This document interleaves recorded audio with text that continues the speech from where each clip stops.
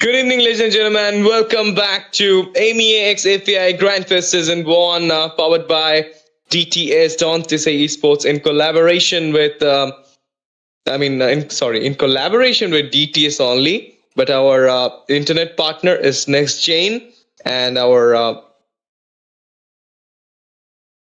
this tournament has been sponsored by Vista Games as well as CK Hyundai. Thank you so much. All those thrilling experience we're having in road is just because of our CK Hyundai, and the smoothness you're watching right now in the tournament is because of our next gen internet service provider, our internet partner. Thank you so much, guys, for supporting us.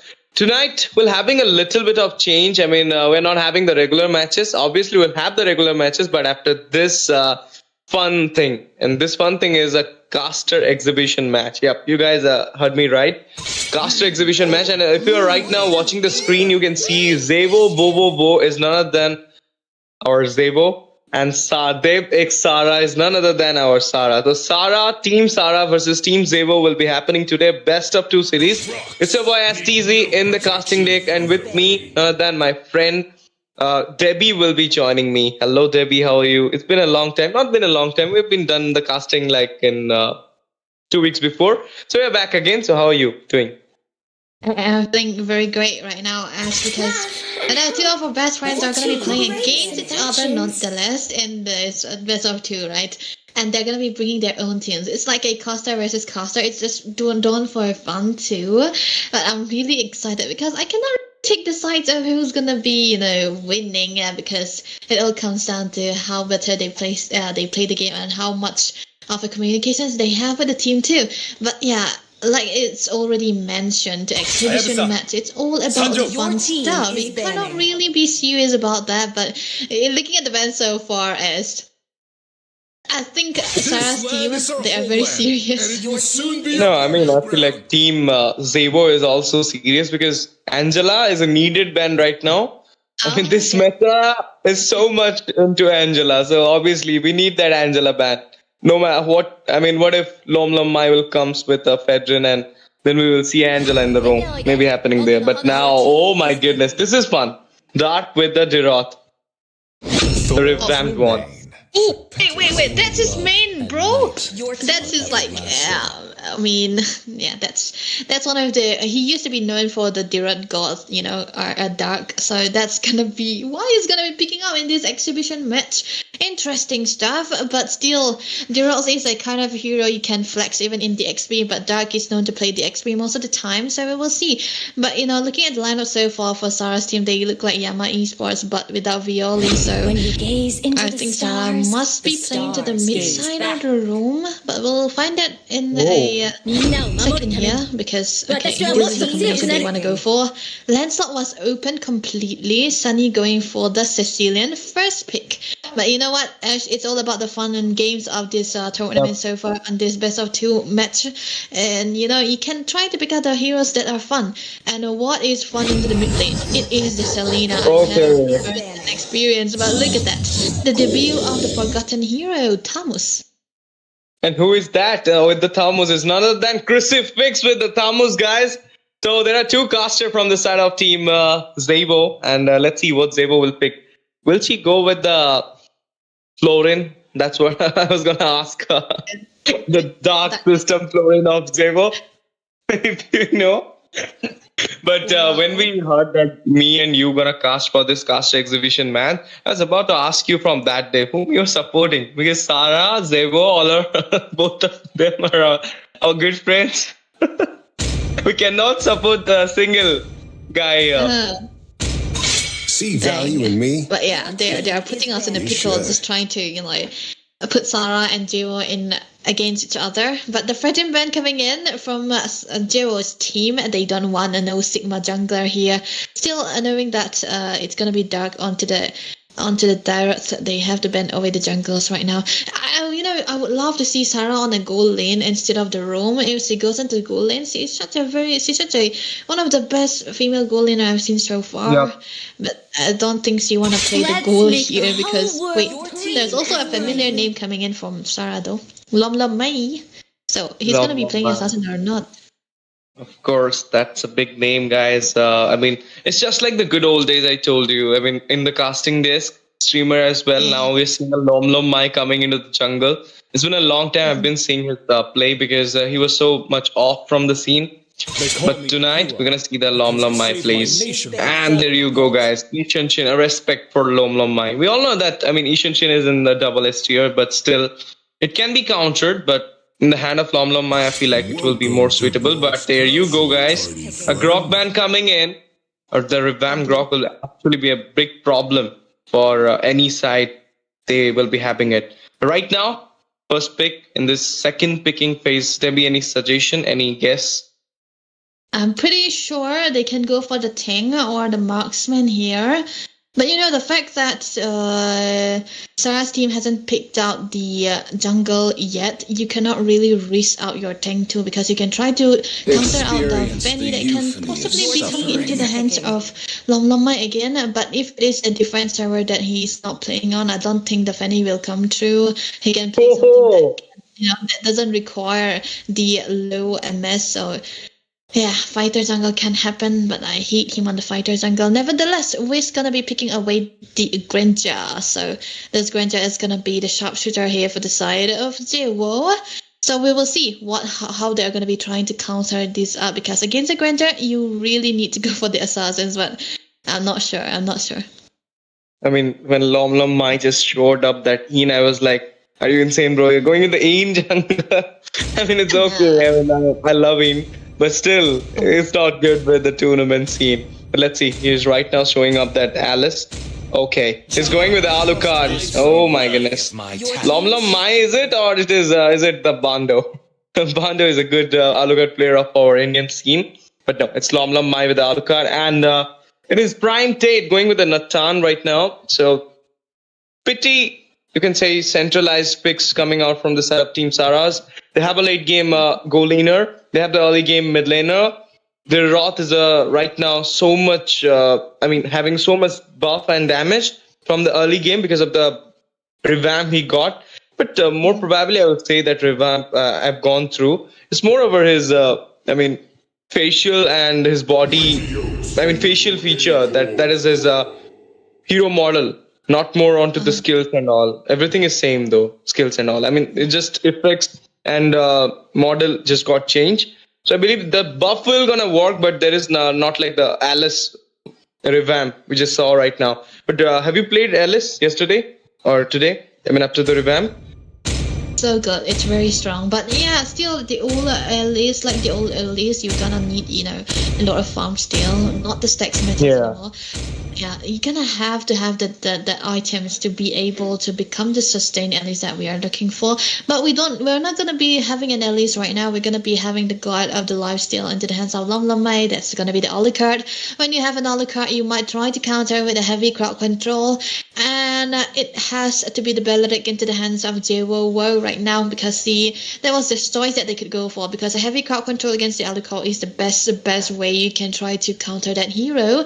But the fact that Sarah's team have a pick-off and Jewo is on a Belleric means that they can try to go for a disengage or a re-engagement most of the time, because initiation is gonna be into the side of Team Sarah instead of Team Jewo. I mean, yep, and they are the IGL for the team as well. They're playing the same role, the Roam. I mean, we know that Jewo is a goal laner. Sarah is a goal laner too, but they are going with the Roam tonight. This is so fun, guys, because this is for fun. Caster exhibition match is on, guys, at MEA FEAI Grand Fest Season 1. I hope you all are giving your attendance tonight with the stream on. I want you all to share the game to your friends. Like the stream, comment in the stream who are going to take on the game tonight. It's a BO2 game, best of 2. And it's between Team Sarah versus Team Zebo. If you guys are here supporting your captains, Sarah or Zebo, then please let me know in the comment section. But previously, we can see that there is an engage coming out from Sarah. It's actually an overextension. You can say that she's going for a zone there. Okay, that was a lot of aggression coming into the early stages. Look at the knockout first blood. Sarah will be falling down as early as the first 3 minutes of this game. And then it's going to be a free movement coming in from the Lancelot SF now, because he's going to be having the time of his life with the without the invasion coming in. That was a kind of a flopped invade coming in from Team Sarah, but nevertheless they're trying to. Oh no! Well, that's Dairos for you guys. Dairos. Yeah, that's the new Dyrot, guys, with some buff. Even the Thamus got the buff as well, as he got also revamped in this next patch. But now Sarah once again goes for an engage. Pretty, you can say, overextension, and this time it is Sunny taking out Sarah there. Actually, if you'll see, 3 casters are there from Team Zevo. It's the Crucifix, Sunny, as well as Zevo. I mean, this is insane, but there's only 1 caster from the side of Sarah, and it is only Sarah. But Sarah falls down 2 times. Now the Phantom Execution comes in. There you go. Comes a lot, goes in, and will be taking out Prime Tade with a 2v1 situation. GG trap coming. It's a reverse spawn. Turtle coming in, but before that, another engage Sarah with the engage. This time it's Lom Mai going with a double. Oh no, double. Sarah will be claiming the kill onto the Sunny there. That was a streamer right there, man. That's Lom Mai we're talking about onto the Alucard. There was a re-engage initiation coming in from Sarah team. But yeah, that was a perfect maneuver, I would say, because they were for Prime Ted that he was gonna be very vulnerable against the Lancelot. That's definitely. But oi, look at that invasion again, trying to do something. Lom Mai with the retribution, able to steal away that red buff perfectly on point. This is gonna be a snowball kind of hero for the Alucard right now, but hey, that's gonna be the second class connecting again. The stuns are coming in as well, but so far I think the aggression is all into the hands of Sarah's team as of now. Yeah, of course. And after the red buff still, it's actually a good steal, and Sarah is literally zoning out properly. She just chose out to go for an invasion from the very beginning. But right now, look at that. The Lava Mount is here, guys. Thamus versus Virat going on. 1v1. The Abyss King and versus the Abyss Prince as well. But there you go. They just chose to go back. And in between that, Sarah falls down in the hand of the Kamsalot. And there you go. Zeba falls down as well. And this time it's Lom Mai taking down. Junglers taking respectively their opponent's Roma. Definitely, but yeah, that's Azure Blade firstly secured by Prime Ted here, trying to go for the Darlim side very early on, which is one of the main source of damage coming to. Oh, Flicker, look at that! Oops, wow. GG outplay, man. GG outplay. Crucifix falls down in the bot. We're gonna see Engage coming in. Entropy there for the save. Kamsalot goes back there. Sanguine Claws missed. And I feel like they'll be dismantling themselves. Yeah. Yeah, they were the top lane though, man. You kind of try to, you can't really win. You usually win on the Thamus against the Dairos, but this Dairos is who already have a lead. When the goals are equal, actually you can stand, but never mind. Look at that, another engage coming through. Yep, at the jungle, Sanguine Claws coming in, bad fist by Sunny there, as well as Kamsalot going with the puncture. But there you go, it's the Sunny taking out Lom Mai at this moment. Sarah engages as well, but now getting a lot of damage with the bat impact. Sanguine Claws connected to 2 people, and in this way, Selena and Sarah will be taking out 2 people. Sir Kamsalot falls down in the hand of Sarah. Team Sarah doing great, 7-5, even though Team Zico as well. That's a slow game, I would say, but then when they try to go for the fights, it can be utilized very well, because oh my goodness, this guy, someone stop this guy, man! Mr. Dark, hello? He's going insane right now to the mid lane, and overextension happened, but now Critcat versus the Great Dark with the Dirod, and he will be taking out Critcat there. It's a mega kill coming out for Dirod, and now Zebo will be brought down as well. It's a double for the Dirod. The Abyss Prince is just taking on the lead this time.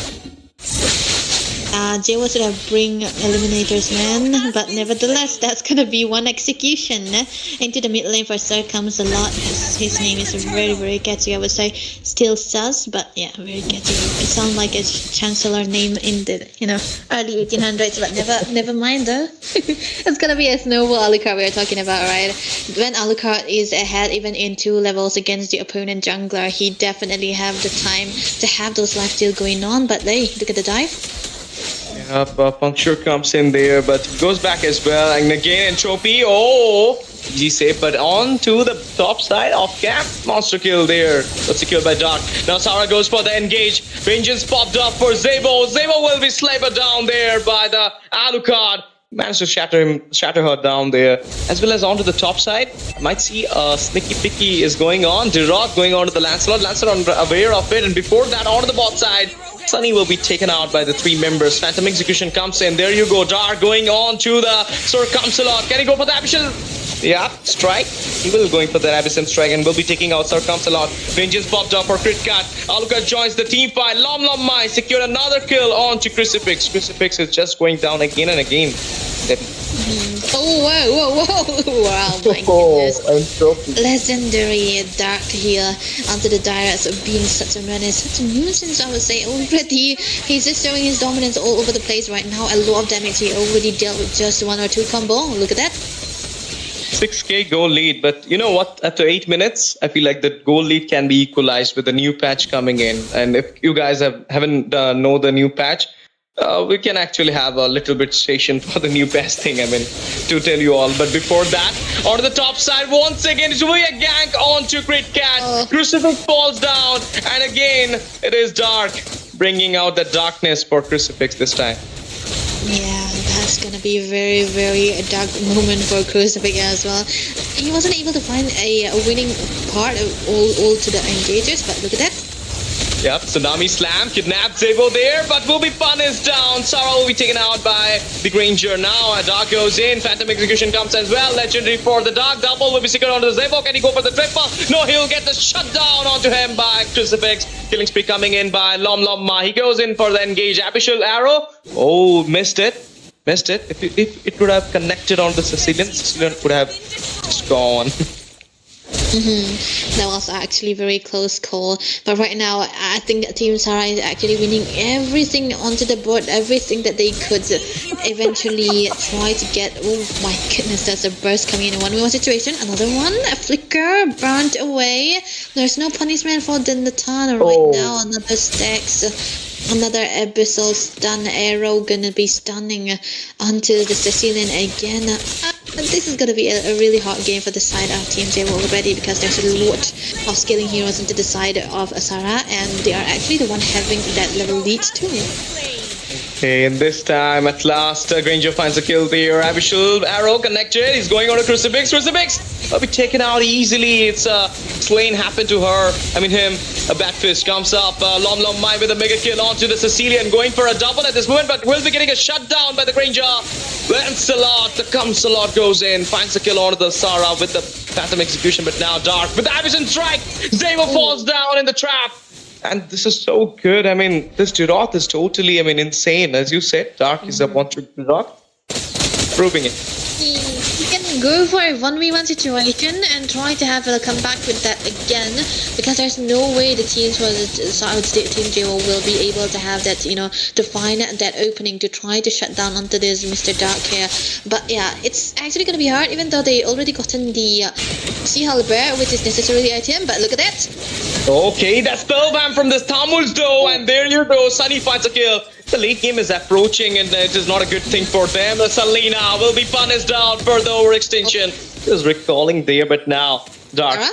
Oh, Sarah going on for the zone before, but in the meantime on the bot side, Natchan with the entropy, with the magic penetration, with the true damage, managed to take a kill onto the Sunny and a double. Secured onto the Cumsalot as well. Onto the top side, Granger trapped down with the Tsunami Slam, and Dark with Sarah will be executing him down as well. 3-man down, only Zebo.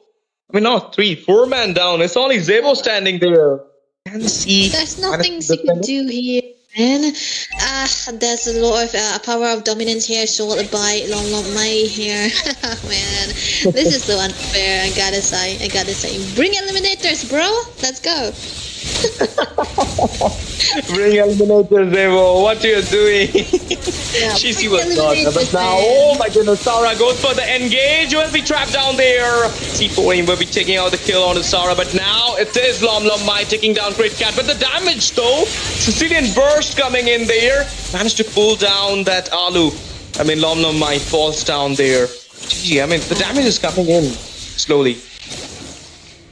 slowly but surely, but it's still a very, very dire position for the side of Zero here, because even though they are trying to continuously get those goals and favors, they weren't able to find that opening that can help them, because right now, looking at the composition of the side of Team Sarah so far, they are more for the initiation, going in, going out, getting away without any punishment, and the fact that they have a hero that can literally go in a 3v1 situation and even win out on it. So this is such a great value, but the second clause, it's gonna be an ultimate wasted. Look at that. Yeah, Backfish comes in once again, as well as Entropy popped up. He managed to goes back. Dark with the darkness, bringing up onto the Zebo right now. Phantom Execution comes in. Sar comes out with the Thorn Draws. Kill will be claimed by Granger though. From the behind, a lot of damage coming out there by the Granger as well as Cecilian. In the meantime, they finds a kill onto the Sara, but all this all thing will be taking out the Lord there with the unknown, you can say, Lord Steel by the Lom Mike. A lot already secured, and there's no way for Team Sarah to, not Team Sarah, they will have a little bit of a comeback here. The only way they do is have a good clear, but then again, Team Sarah have an attack. Look at that, Entropy. Entropy once again coming in. Lord right now standing at the hallway of the base, but Mai finds again onto the Zebo. 4-man being there. Phantom Execution comes by, Surf comes along. Managed to clear out the waves. The chunky minion waves are coming in as well again. Sacred Claws, there you go. Another fight comes in there and finds a kill onto the Selena. Kill falls down. That is easy. Yep. I don't know, man. I'm not sure. The Nathan already got a move damage with the Holy Crystal as well, eh? Killing spree for Lom Mai. They're going on to the base right now. They need to lock it down. Throne Rose comes in as well. I feel it's the end, guys. Yep. The base will be popped out. The crown will be taken on. First game goes to Team Sarah with a clear domination. Pure Domination is the name of the game, and it all started with the early game where they were able to find a lot of momentum to try to go for the steals onto those belts, but yeah, they couldn't really do that. But you know, the fact that they were able to come back from that little bit of miscalculation that they had into the early game and finding that snowball they were looking for on an early card, that was very, very perfect. But I would say there comes a lot with the rotation and onto the Lancelot, very commendable. He was able to get those initiation and a kill onto Prime Ted, but yeah, the comeback, the clapback coming in from the side of Team Sarah was actually very, very perfect, and giving the kills onto the Elder Guard Lomlomai nonetheless. Yeah, he's gonna have to get that snowball. A lot of damage already built up, and yeah, they sure have a late game scaling hero, but without the crowd control onto this merge, you cannot really do anything about it. But yeah, I think it's just for fun, so we don't really care about the stats here. But it's okay, it's okay. We have one more game. Yep, I mean, this is best of 2, so you have a chance to tie it out, and just, no time to go for a rest. Just goes into the game, guys. And this time it's the first pick for Team Zebo, and Sarah will be going on to the red side. So let's see what will be getting prioritized this time. Are they going to ban a Tirot, a Respect for Dark, or something to counter Dark? They'll pick it up like Lapu Lapu or Esma will be an actual, pick against the Tirot. But no, it will be a glue ban coming in. Ben. Deal. This is going to be the band that they are trying to stick with. It's still going to be fine because you're seriously here to try to enjoy an exhibition match, and you can really do that. And it's going to be, why you want to stick to the comfort most of the time. Play the heroes that you want to play. Try out the skins, the new skins that you don't usually see. So this is exactly what they can go for here right now. Let's see. Banning out the 1-1. It's actually be a problem. If you leave this, guys, 1-1 or something in the meta which is broken right now, just like the Ishan Chin or Lancelot, will be an actual problem. But there you go. Lancelot being there onto the hand up comes a lot, but still, there is mostly I will say that EXP, you can say EXP favor onto the Dark, because here's so much onto the goal. If you'll see that the crucifix just got melted down by Dark there. So Dark just got that enough gold to come and give rotation to each and every lane. But now Angela once again. Ban the Angela, remove it from the hero, remove the hero from the game. Definitely worthwhile to say the least. But yeah, removing is it cannot happen. So you gotta ban it out. So Team J will also know that they can ban out this hero in particular, not give it away. But I don't know, man. There's so many ways for like. Team Sarah have the teams that always play together. Dark, Ted, Lom Lom Mai. These are the new lineups we are talking about. And Team Sarah are basically just friends, playing together for the first time, maybe, possibly. I mean, Power of friendship. yeah. I mean, they are having the synergy. Hero, because I saved my nation from falling apart. Ethan Jin. True. Hey. And also Ishan Shin and the last ban from Team Sarah. I believe it will be maybe. I mean, if they are banning out the Lancelot, I don't feel so. I believe it could be Florian, maybe a Florian or maybe something out of the room. Oh, Or they can go for an EXP ban like Lapu Lapu, Alot, Obvious, CC as well. It could be a good option. Oh, CC can be banned. It can. Yeah, they have to ban the CC here if they wanna. Even the Florian is actually fine. You know what? They can ban anything. But fun is the name of this game, man. It's an exhibition match. You gotta have fun. So pick out the fun heroes. Okay, Matilda they banned. So they will. What are the choices? They still have the Lancelot available for them. They can play it again because no matter what the news are, it's actually very, very surprising. Not surprising, very, very fun to see Sir Kamsalot onto the Lancelot. He was so good onto that as well. It was just that it was, teamwork show behind that. He couldn't do anything about it. So first pick is it has to be something safe, right? Okay. If they go for the Kalea, it's gonna be good here. What will they pick? Tammuz. Okay, Dark with a Tammuz this time. He's actually trying on to those new revamped heroes. I believe so. And Abyss once again with the Selena. Yeah. Selena and Tammuz. I think, Abyss is just trying to enjoy the skins that he have and, trying to bring up his Super Prince aura. He doesn't really usually play the mid lane, so he's kind of having fun here. Our trio is within. I was surprised when I saw that Selena from Abyss, but now, okay, once again, Lancelot going for it. And Pradang against Tammuz. Are you insane, Crucifix? Will it gonna work there? I believe like Esmeralda or something like that, or you could have gone with your one trick Argus. We want to see it though. Damn. Is banning. I'm pretty. Man, they're just having fun at this point, and it's actually solid. They can go for whatever they want here because in the end of the day, it's still a fun match. You're not playing for the trophy or something. It's gonna be fun for two of the casters and for the viewers as well. It's an exhibition we are talking about, but still, with this having granted, it's gonna be Circumsalot. And again, onto this Lancelot that we have right now. He's gonna have to shine better here because right now he have a literal moving target that's gonna be the Selena. And if he can go into the backlines, that is the Selena. It's going to be very, very worthwhile. But when the Lapu Lapu comes, not the Lapu, when the Kufra is already picked away by Sarah, it's going to be a little bit of a hindrance for him, for the Lancelot. But Lapu Lapu ban and the Moskov and the Kadita as well. So these teams they are not joking around actually.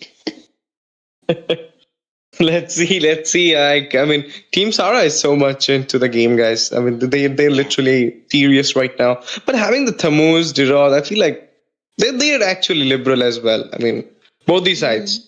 And it's not like it was a whole total domination. Even teams they were pulled out some kills as well. It was the late game Natan, which I told you. I mean, they're having a very much centralized draft on the first game. So Nathan just contributed himself a lot in the late game, and even the EXP lane, what just happened from the early phase, gave a lot of spike to Dark. So Dark, I mean, he's just touching everyone with the second skill and Abyssum Strike, and poof, he's just gone. And now the bans comes in. Okay, we're going to see the M3 Roger. I mean, that's the prettiest skin. That skin is so good. I mean, I don't have the skin. But whenever, I play in tournament lobby for fun, I used to play with that skin. That skin is like the Roger with those golden hair.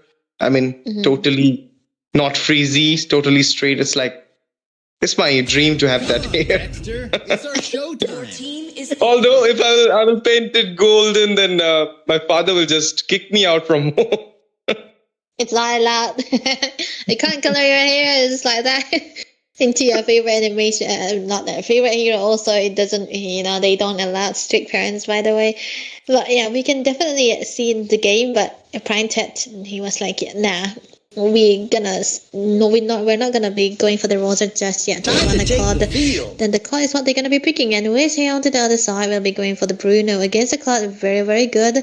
He kind of wins out in lane against any hero except maybe the Adestel, but Bruno is one of the marksmen that can hold the lane very, very well. But you're gonna have to be so fast into the clearance and get him out of the lane as fast as possible. Let him join to the team fight most of the time and have him have the kills also, which is where the Bruno shines very, very goodly. But still, Claude is a hero that needs a lot of discipline. He is kind of a hero that can go towards the late game, but until the early and the mid game, he kind of he's more of a lane clearer than anything. But he loves to go for the late game. So this must be something that Team Sarah are going for, trying to cook up right there. But Aurora pick Ashe. That's a crowd control. There's a crowd control, and Aurora is so much annoying these days. Those skills are, having a lot of, not a lot of cooldown. So, of course, that the cooldown is so fast. She can just spam the second skills again and again, then the player ratio. She does have the damage as well. Do you know what?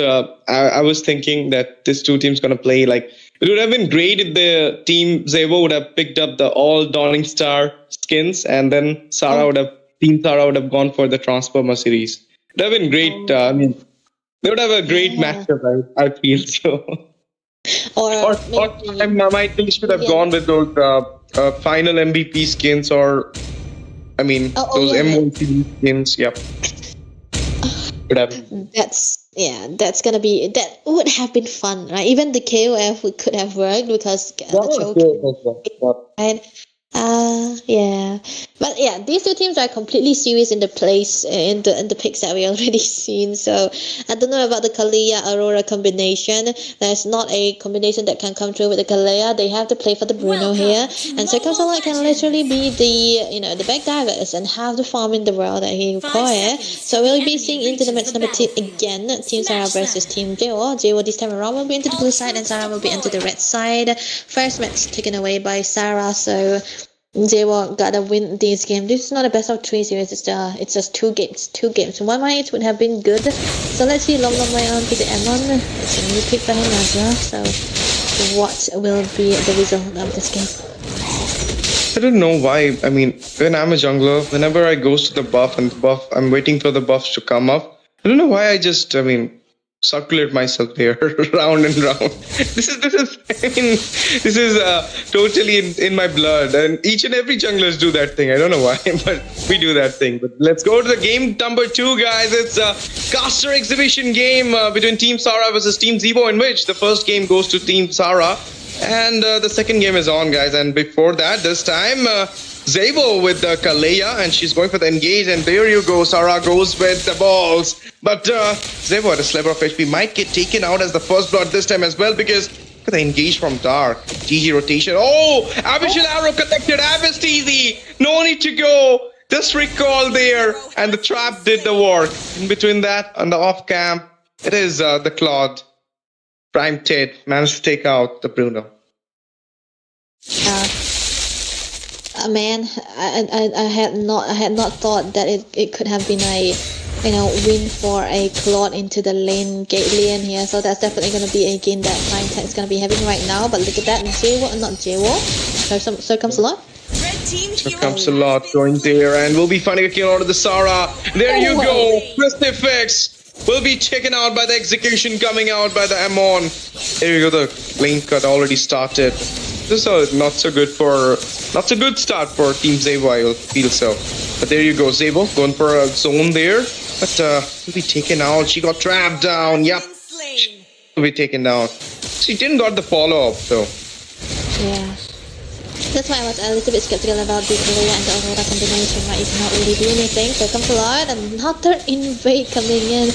Oh man, there's nothing you can do with this amount of people in his jungle. Look at that. Hey, Pradhan goes in as well. There you go. Kalea with the engage. Another one. Fist crack. And this time, Doc will be taken out for the invasion he did. And there you go. Oh. Crit cat. GG escape. But another one. Prime dead. He's just claiming the win in his lane. Onto the Bruno. He's playing the winning lane there. Abistizi goes in with the trap done onto Devo and will be taking her out. Definitely, and I caught already having so much lead against a Bruno is a GG for a Bruno most of the time, so you're gonna really have to focus on today on Bruno, man, because that's the only combination that you can find with the Kalea. A lot of damage onto the Bruno, and you can go for the initiations, and you can go for the tsunami slams, and that can actually work out. But that cannot really happen when your mid is actually kind of losing. There's a lot of engagement or an invasion coming in already from the side of Team Sarah, and they were all over the place. And even winning in the 1v1 situation is already very good enough right now. No vision whatsoever onto the boosters here. They have to be really careful. They have no way that they will be able to see where Lone Llama is gonna be. Look at that top lane though. Yeah, top lane, another engage coming in. There you go, the Throne Rose and the Spell Vamp will be there, but the Lava Mount, Lava guy will be taken out easily. Dark. Another Blazing Twit. Show me the goal lane. What is happening there? Bruno once again being taken down. Yeah. 1v1, and then Sarah joined the team fight with a follow-up, and then oof, the Bruno goes down once again. I mean, first game it was the EXP lane, now it is the goal lane. Yeah, this is actually very sad. It's actually very bad for a Bruno to be losing out this much again, and the fact that his team isn't able to provide for that, it's actually because J-Wolf? GG dodge. Yeah. David just goes in for the claw to catch him up with the tsunami slam, then he just managed to dodge it out with the mirror. This is the GG man. GG way to just dodge out, but now it's time for the turtle, guys. Time for the turtle, and Team J are not looking in a good spot because top lane is gonna be a 1v1 situation against Duck with the win. And another kill onto the bottom lane with man, he's not really having the time of his life, always falling down one at a time, and because of the pickouts coming in from the side of Team Sarah, he cannot really survive with a Bruno with just a flicker, man. I don't want to be him right now. Yep, and now they will be taking out the turtle. So the Glacier comes in. Oh, the execution though finds a way to go back there, but I'm on. Right now, claiming the EXP lane as well as the gold lane. You're just losing out the two lanes. Not so good. There you go. Crit Cat just comes into the time. But a macro lead, and they're blazing to it as well. Bruno falls down. He goes back there. Puncture comes in. Throne Rose as well. He goes again with the back door. But will be taken out this time. Yep, bumps the lot. At last, managed to cut down. Franked it. Top lane though, big crack. Yep, another engage comes in there. He finds a kill, but Crit Cat falls down in the hand of Tammuz. And there you go! At last, the Tears damage will be taking out the Tammuz. Shut down onto him as well. Both the side laners will be getting a shutdown after a long time. But now, another engage comes in there. Sarah, okay, she's been trapped down by 3 members. She goes back as well. Look at the Abistizi's position. Abyssal Arrow? It's not gonna get connected though. But he was so hella annoying with that abyssal arrows most of the time. There wasn't much of a good initiation that can come through for the side of Team Zero because there's always a trap, always giving out a vision, and you'll never know where it's gonna be coming out from as well. And now the rotation is gonna be actually changed up, but they did lose out. Look at that. Okay, another engage. Blizzard Glacier popped up there. Dark falls down in the hand of Sarkam. Execution happened, and Aurora will be taken down in the meantime. Okay, Kufra goes with the Tyrant's Revenge, and there you go, double kill secured onto the Zevo as well. Might be go for a triple, but now onto the bot side. It's a 1v1 with the Crucifix and the Prime Ted, but Prime Ted is having a lot of damage right now with the goal lead. That's an already farm out Claude. You know, in normal circumstances, you're gonna be needing the opportunity for your bot to be out of the map and out of the lane and get those favor onto the damage too. But this is already a bad call with a lot of kills already in this hand. That's definitely not going to be worth a while. But look at that. Okay, Blizzard Glacier this time. Lom Mai will be falling down there. As the Quick Quad finds the kill on the Sarah. And there you go. Torres falls down to Zabel with the Tsunami Slam. Goes in there. Dark comes up with the ult. Double secured. Bruno falls down. He's going for a triple at this moment. There's a slowdown. Phantom Execution comes in. Puncture as well. Throne Rose. But KO. I mean, this is okay I'm saying or KO I'm saying, I don't know, but that was a knockout onto Circum's a lot. And the blue buff will be taken out now. Claude goes in. Oh my goodness, he managed to take him down. Kalea, Zebo comes in and take down him as well, but that wrist crack, nothing gonna happen. This Dark with the Thamus, also, he is so great. This guy is playing all the EXP, I mean. For the damage XPs, man. He loves going for the 1v1s and the 2v1s, the 3v1s, and he doesn't really care. But another engage, Duo. Zebo with the Tsunami Slam, but this time she will be taken out easily because 4 members were trapping her down. And there you go, guys. I mean, this game is totally going into the hand of Team Sarah. 24-10 is the score, 5k goal lead. Any chance for comeback, Debbie? I'm not sure. The only way that I see the comeback is if the Bruno has lower farm. But this Bruno is very poor, man. He doesn't really have the lane to farm. He doesn't really even have the gold that's requiring him to build up the Malefic gun too, because that's already gonna be laid a very closely item. Top lane, 1v1. Dark is right now there. Vengeance popped up. Is still going on a 2v1 situation. And look at the spellbam. Look at the region he's getting on the ultimate. GG. Okay. Counter comes in. He goes with the Throne Rose there. He doesn't have an ultimate. He doesn't have the Vengeance as well. He might get taken out, but no, Dark just goes behind. Richie popped up as well to slow him down, but before behind, or Sarah got down by the Aurora. They're going with the double right now. Let's see. Dark with the ultimate comes in there. Shutdown happened out of the Dark by the Bruno, and Amon Lom Mai falls down as well. In the meantime, the class with the backdoor entry is right now locking out the base there. Can he go for the win? Let's see. Blizzard Glacier comes in. He just managed to stop him down a little bit. What?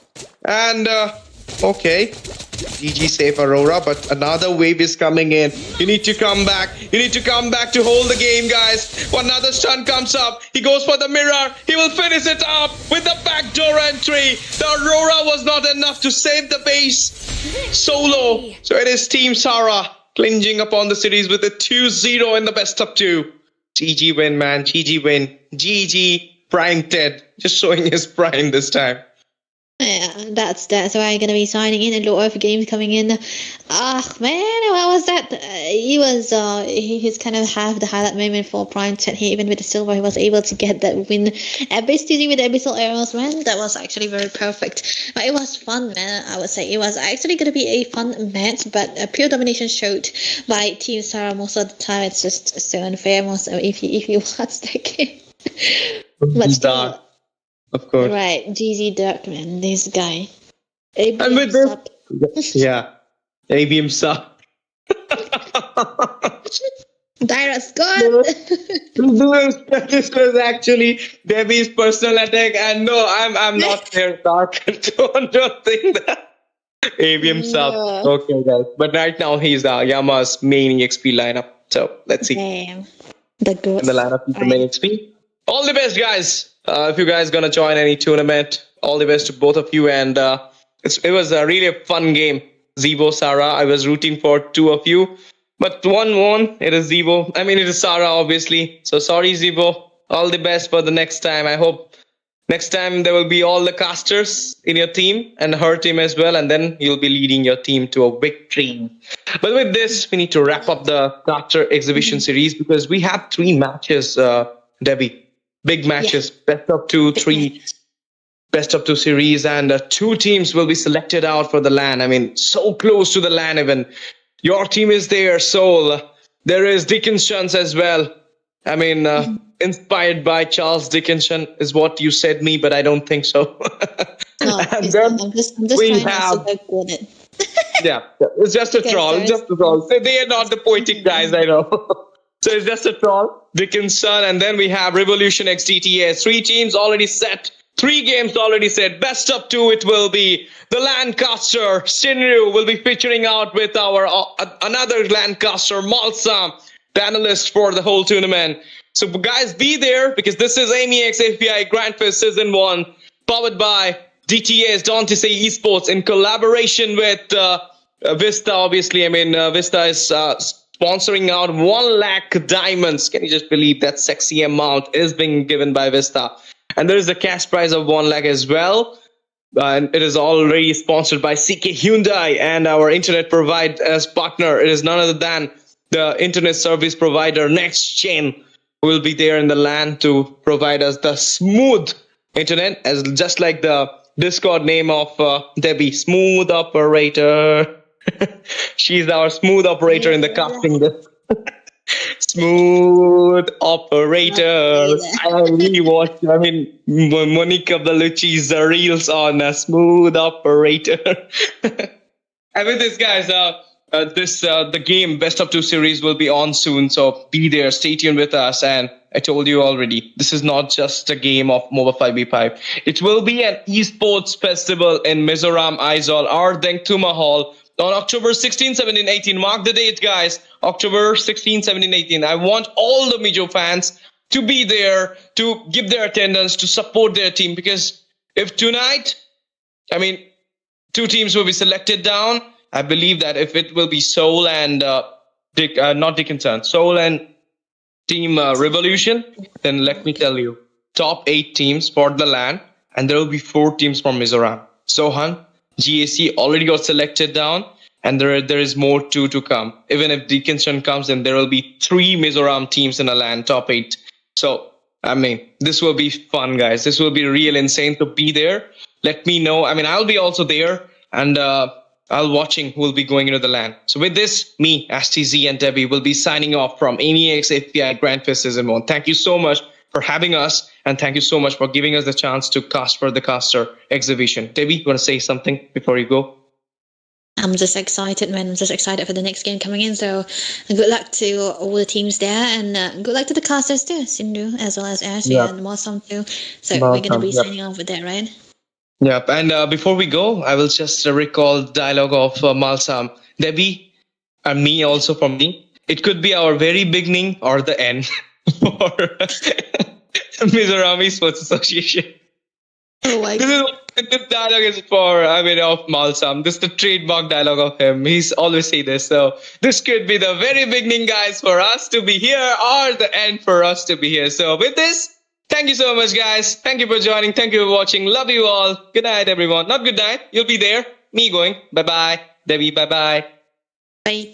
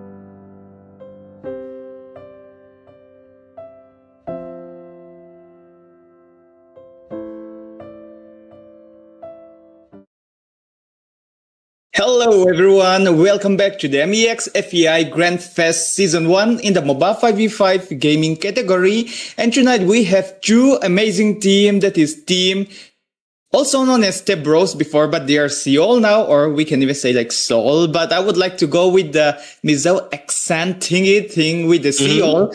And for the right side, we are going to have none other than Team Dickinson. And this is going to be another interesting match that awaits us. But before that, we have to know how all of these interesting matches are coming and how things begin. Firstly, thanks to the MEA and FEI, we have this amazing show. And again, by the help of our sponsor, that is the CK Hyundai, and who is our internet partner, especially for the LAN event that is going to be the next gen. And also we have bunch of many sponsors already there lining up, piling up for this show to be a success. We do not get the full information, but what is most important is that the show is going on. And for the full information, we always have Mizo Esport Association in the Instagram page that you can always check it out. And also talking about the Mobile 5v5 particularly, unlike other games, let me flex a little bit so that we can make a little bit jealousy for the other game, because we have the Vista game who always powered us, who always back up us. Not only that, they allowed us to give us this exclusive tournament lobby to use exclusively for free. They even give us a huge amount of in-game currency that is also known as the diamonds for the players and a lot of us. This helps a lot. And last but not the least, the tournament that you are watching right now is also in collaborated with the Don't You Say Esport, and lots are to be said, but we are going to hide it for now as we are finally in this drafting stage for this match 1 particularly. We have the exhibition match just now, and Team Sarah versus it was Team Zio, and Team Sarah, more than I expect, was going full serious, bringing the entire Yamai sports squad, but that brings lots of hope for us as, you know, in the near future, we can see like the growth of Yamai Sport, how much Yamai Sport, GUAD and all is what he's working on. But keeping aside that for now, really keeping all things aside for now, for match number 1, we have Seoul and Dickinson. It is going to be a turn by turn and a best of 2 series. Which team are you going to root for, Mr. Shinryu? I'm not going to give you any introduction anymore, not even a single chance, because you will never talk good things about me. Oh. What are you going to root for? I'm going to be so rude tonight. Okay, I'll try to match this energy out here, but guess what? I'm gonna go with Team Debbie here. I mean, she's my friend, so why not? You know, I don't know the players from Team Dickinson's of hers, but I know how strong they are. But let's root for the underdog. You know. Why will I give you why will I always give you the opportunity to go for the Mizo teams? You should not support the Mizo team. That will be calling for biasness out here, you know. You should go and support. Oh, no. You are the one who is just biased now, who pick a team. Oh, okay. No, very biased, cast. Actually, okay. Shinryu, I'm going to correct you. Team Seoul, also known as Step Bros, are not an underdog. To be honest, many of us might not agree with this term, but Dickinson are the one who are actually the underdog. When we are going to talk about the All Indian Series in 2024, they were at the top 4 spot in the mythical leaderboard, proving themselves that they are not an underdog or anything. They are one of the top dogs and the very first team that even get the chance to be on the mythic leaderboard. This is such a big thing already, and they have even proven themselves in many tournament scenario. And right now, before they qualify for this last round for the Pool B selection for the LAN event, they are the team that just win 2-0 against Dakos. And I think that is some sort of an underdog team. No, Shinryu. And also talking about underdog, I wouldn't personally talk Dickinson as underdog either, because even though they are the one who just win the underdog in the North, a big tournament there, I wouldn't call them underdog because they already give themselves a big name for themselves in the community. And also, let's not forget in social media as well, isn't it?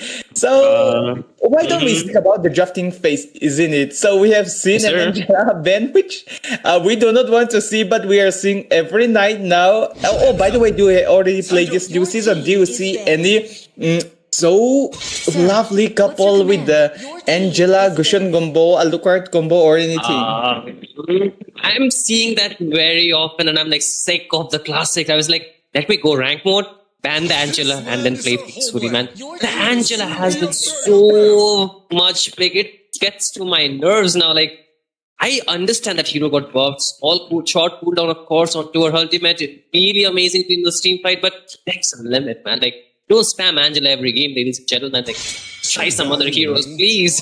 Because, in tournament, Malsum, we see 10 bans, right? Out here, 10 bans are like plenty of opportunity for a team to actually strategize, for to think through what they want to go. And I'll tell you, we might just be able to spam Angela in the classic mode, of course, but in ranked mode, you need to go serious, right? And in tournament mode, even more serious. So, of course, justified bans. Again, that does not really change too much because Angela is not the only power pick, right? There are so many heroes that steals the spotlight, right? You can see the CC. I hope you remember in the matches we played yesterday, right? CC and Arlott from Amayas, right? Absolutely so good. And tonight is going to be, I think, the Notorious. I hope you remember, me and Ashley was casting. This dude was using the Phobias against Team Daku Sena. Dude held on the lane. 4v, 3v4, 3v1, 4v1, all by himself. Like, what the heck? This dude doesn't die. And he's against Corey Curie, one of the, I think, maybe undisputed top 5 EXP laner in India currently, man. Exactly. I'm interested to see this matchup for sure. This is going to be really interesting. And you know what I really want to see is like if they pick the Angela, to be honest. Like, let's just talk more and more about Angela, isn't it? It is like an Angela meta. For Angela, her heal is being reduced greatly and some of her damage as well. Although the cooldown is being reduced slightly, especially the shield is reduced currently. So that's another pointer. Yep. Yeah, that's another fall behind for the Angela. And you don't need to pick an Esmeralda to counter her anymore. Like, seriously, Angela, she doesn't generate that much like before. So instead of using an Esmeralda, you just pick another hero. Maybe just go with Lapu and break off. Even a Paquito can even break off, like if you are even getting protected with the hard guard. Like for me, I don't think Angela is in the meta yet. Many might disagree, but I don't think she fits in the meta. Like, the shield is so less, even the cooldown might allow her to give shield again and again. It is still a 4v5 fight that is going to come up when it comes to a real team fight.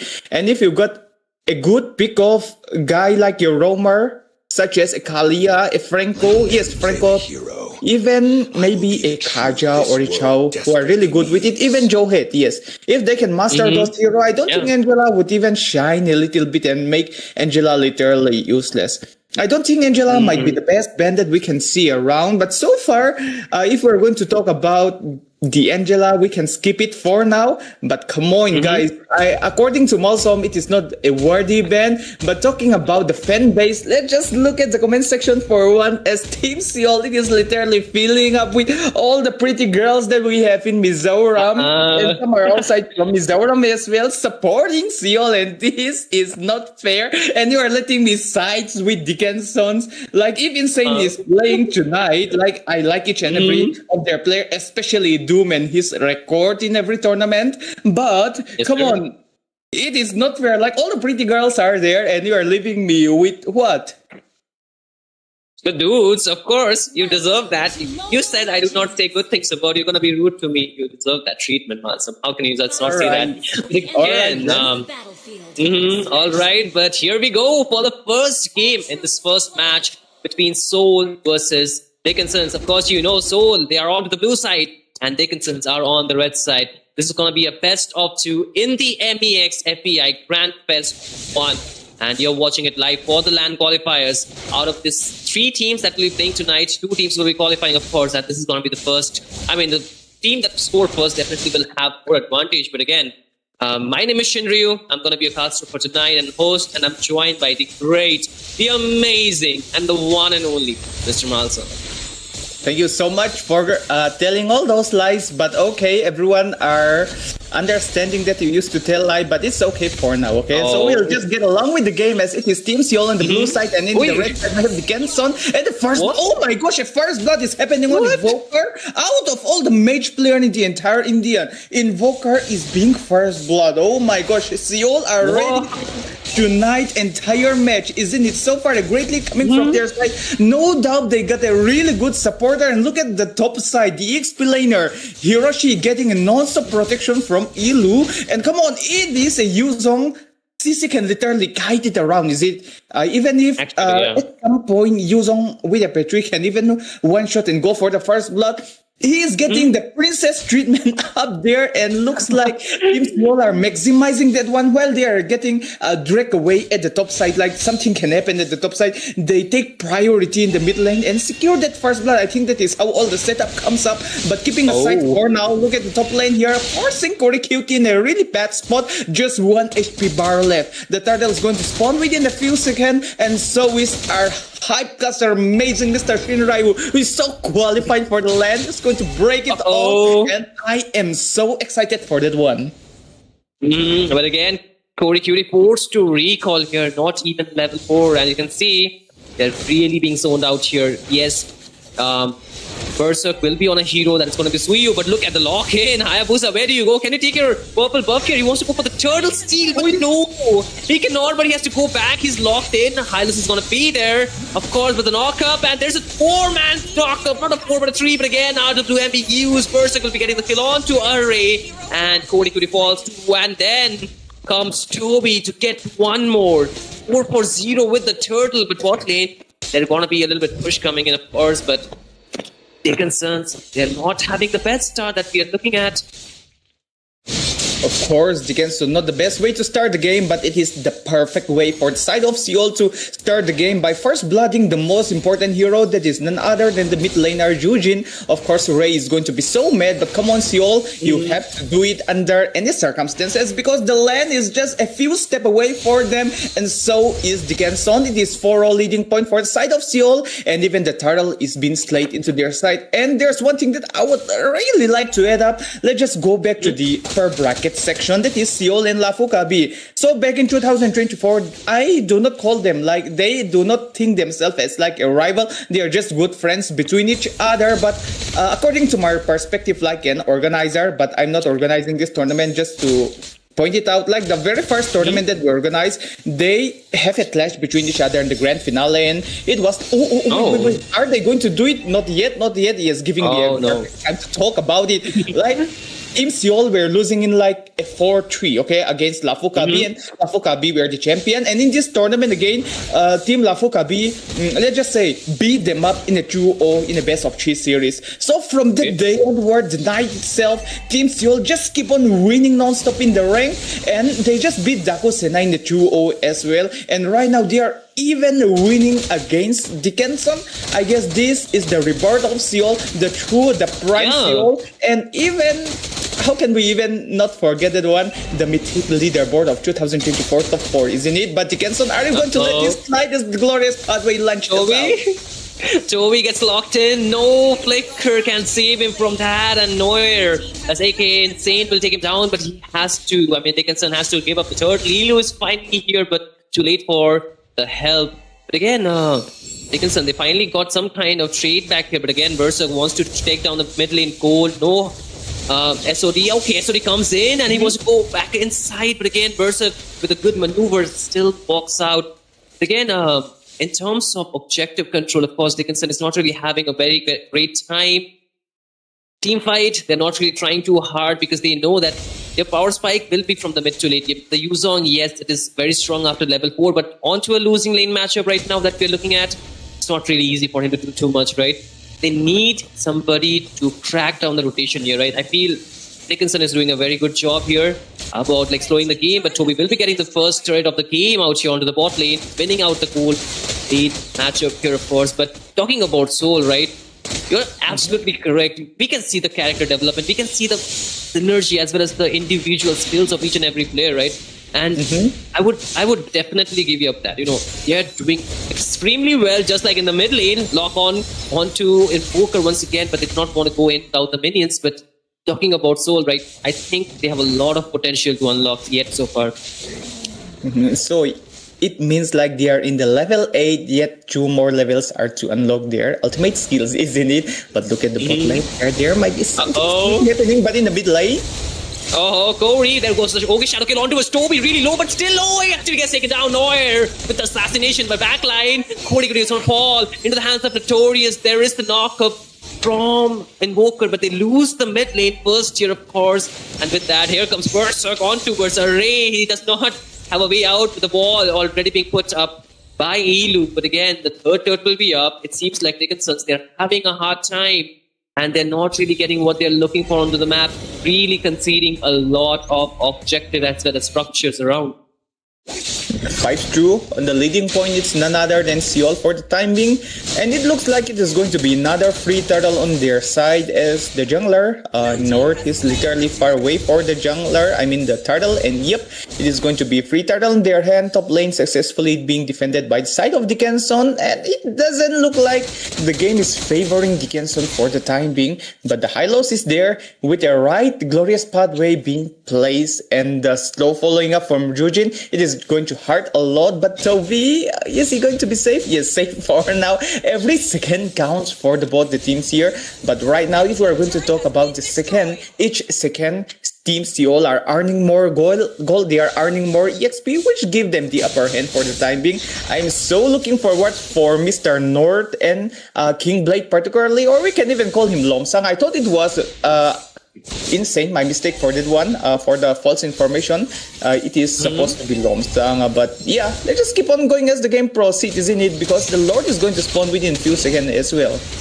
Uh-oh, glorious pathway once again, but Arya get locked in, gunned down by Toby. There's Black Dragon, of course, by Cody Gudi connects, and a lot of damage on towards Toby. He still survived, but not for too long, of course. Noir is here, Toby takes on Cody Gudi, and there is the RWM, but cancelled really quickly. You can see, of course, the gold laner is out there. Rex on the dot is there, but he's locked in. Debbie finds the killing spree, and the two rest of the members surviving from the side of Team Dickinson's, they have to force back towards safer side of the map, get out of the harm's way, but the turrets are not going to be standing up top. Soul really opening up the map for themselves. Literally, each and every corners are slowly opened up, and Dickinson, their code are being correct. And talking about, code, breaking the code, I always remember Team Blacklist International, although both the lineup isn't favoring the kind of Blacklist International, but when we are talking about the code of Team Dickinson, Team Seoul just make it so easy. And let's not forget that this is not the kind of best of 3 series we are going to play here. It is going to be like somehow some sort of a round robin in which these 3 teams would face each other one time each, and the team that secured the most win going to qualify for the LAN. Easy peasy, isn't it? But they do have to keep in mind that there can be a draw. Even if neither of the teams secures a 2-0 win, they can't decide yet. Oh, Elu with the set as well as RWM on the backline, but it seems like the Notorious is really low. Shadow kill on towards Debbie, but still really no damage coming out of from the Hayabusa. Once again, they're not really falling. Both the teams pent in full on, but no casualties. The Lord is up. Dickinson forced to retreat here and concede the Lord. Lord going straight into the side of Seoul for now, and I mean, I have said it again and again, let me just say it again, it looks like Team Seoul are going to get the free Lord again here for now, and Dickinson, they are literally being cornered into their side, and it looks like 70 or 60% of, for now, it is like 50% at the time being, but most of the time 70% of the map is under the control of Seoul. That is the kind of macro plays that Team Seoul are maintaining now, and I think, particularly, if we are going back to the very beginning of the game, Ilu was focusing so much on the gold EXP lane, and in the EXP lane it was Corey QT. Of course it is Corey QT that we have to watch out each time, and the gold laner, it is Moskov. Even if it's Pawansing or whoever it is a late game hero. He can't do much in the early phase anyway, so they are just making sure that Yuzong get the punishment. He does get the punishment, and once that thing happens, Seoul are under the control of this game. They are in charge of this game particularly, but for now the Lord is going to slowly march towards the top lane. For the side of Dickinson, they can still find many possibilities in which they could defend it out, but they need to find a really good way in which they can make the game extend up to 15 minutes to reach the snowball of Moskov, and obviously all the follow-up they could get.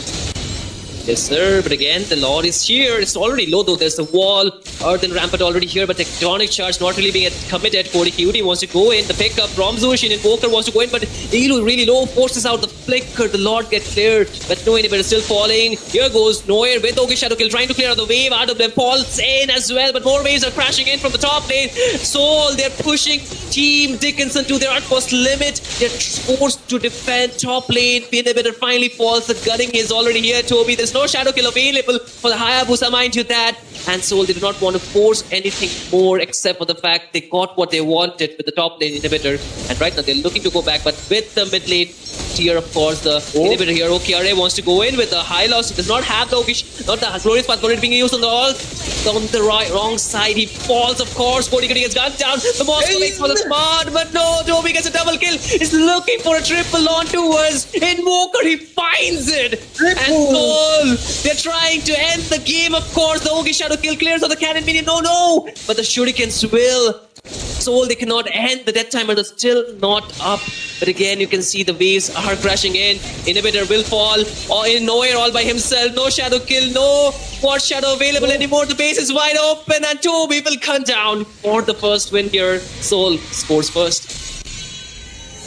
Gosh, the way Nord is doing it is just so much. Everyone are playing very well. They're showing a decent game as always, but he was holding the entire member of Seoul for solo. He gets in, he's teasing them around, and somehow he always managed to kill someone at the same time, at the same process. He needs to go back and clear the lane. He needs to get in again, literally jacking the entire member of Team Seoul, but in the end, the inhibitor are being taken, and so is the crystal is being destroyed. And with a proper connection, I should say, Team Seoul not favoring about killing the heroes again and again. They go straight to the crystal, destroy it, and claim the W for this match one, game number one particularly. And Seoul, let's talk back to them. Oh, and by the way, before we go on with all these things, ladies and gentlemen, don't worry. All the matches for tonight is going to be back to back. We won't be having those kind of long rests, don't worry. Once the player are ready, we're going to start it right away. But before that, let's just break in a little bit of the code that is just happening there. So the main strategy, isn't it, Shinryu, for the side of Dickinson was that they need to make sure that Yuzong, their main strategy is that Yuzong particularly is going to be carrying the early phase of the game. But the mistake that the side of Dickinson was making is that they are giving the free lane for him, like he is playing solo. And for the side of Team Seoul, they understood the assignment. They go straight into the EXP lane and giving a 2v1 situation. Actually, Ilu, what he actually does is that he just keep on hopping in and out in the bushes, like just providing the vision so that he can get the gold and the XP that the new ROM effect just happened. And he just keep on doing that again and again, and it somehow scares away the Yuzong for the time being, giving a hard time to clear the lane. Plus, in addition to that one, when he tries to extend and poke the CC while he gets the chance, Ilu would be there again. Or we can even call him Mr. Illusion there. He was always there and ready to punish Cody Cutie. And that is exactly how they are playing that game one particularly. But for game number two, I hope that Team Dickinson learned their mistake and just effectively hoping that we get a 1-all equalizer. So it's in game two and in game three, and we can get match number 4 and 5. Isn't it? But keeping all those things aside for now, you are watching the MEX FEAI Grand Fest Season 1. Myself, Malsoma, just nothing, Malsomi and I, and there is someone beside me. Here we go. None other than the most powerful hype caster. Not just a hyping, he can play any role when it comes to the casting. You name the kind of casting role, or maybe just anything when it comes to using your mouth by telling things out. You call him Mr. Shinryu, the god of all Didian casters. Crazy. Too much flattery. It does not really work. Most of it is like, guys. Again, I'm here, graced by the absolute amazing presence of Miles. I'm really bringing out the best of me and making sure that I'm able to give the best casting possible with some basic analysis, of course. But hey, I guess we're gonna have a lot of fun at the LAN, right? Because today is the last day for the online qualifiers. 2 more teams remaining, and talking about LAN is much closer than we think, isn't it, Miles? We're talking about today's the last day, and then there would be nothing anymore. No, there isn't nothing. No? There is lots of interesting things coming, Shinrayu. Because Yes, this sir. tournament is not just a single tournament. We are going to have multiple gaming tournament. Right now, we are having a continuous mobile 5v5 tournament. BGMI is coming up. Even the two mini games are there. Come on, this is not a game over yet. So guys, make sure you subscribe to this channel as more amazing things are coming up. And for the LAN event, particularly to all the viewers, let's our voice down again.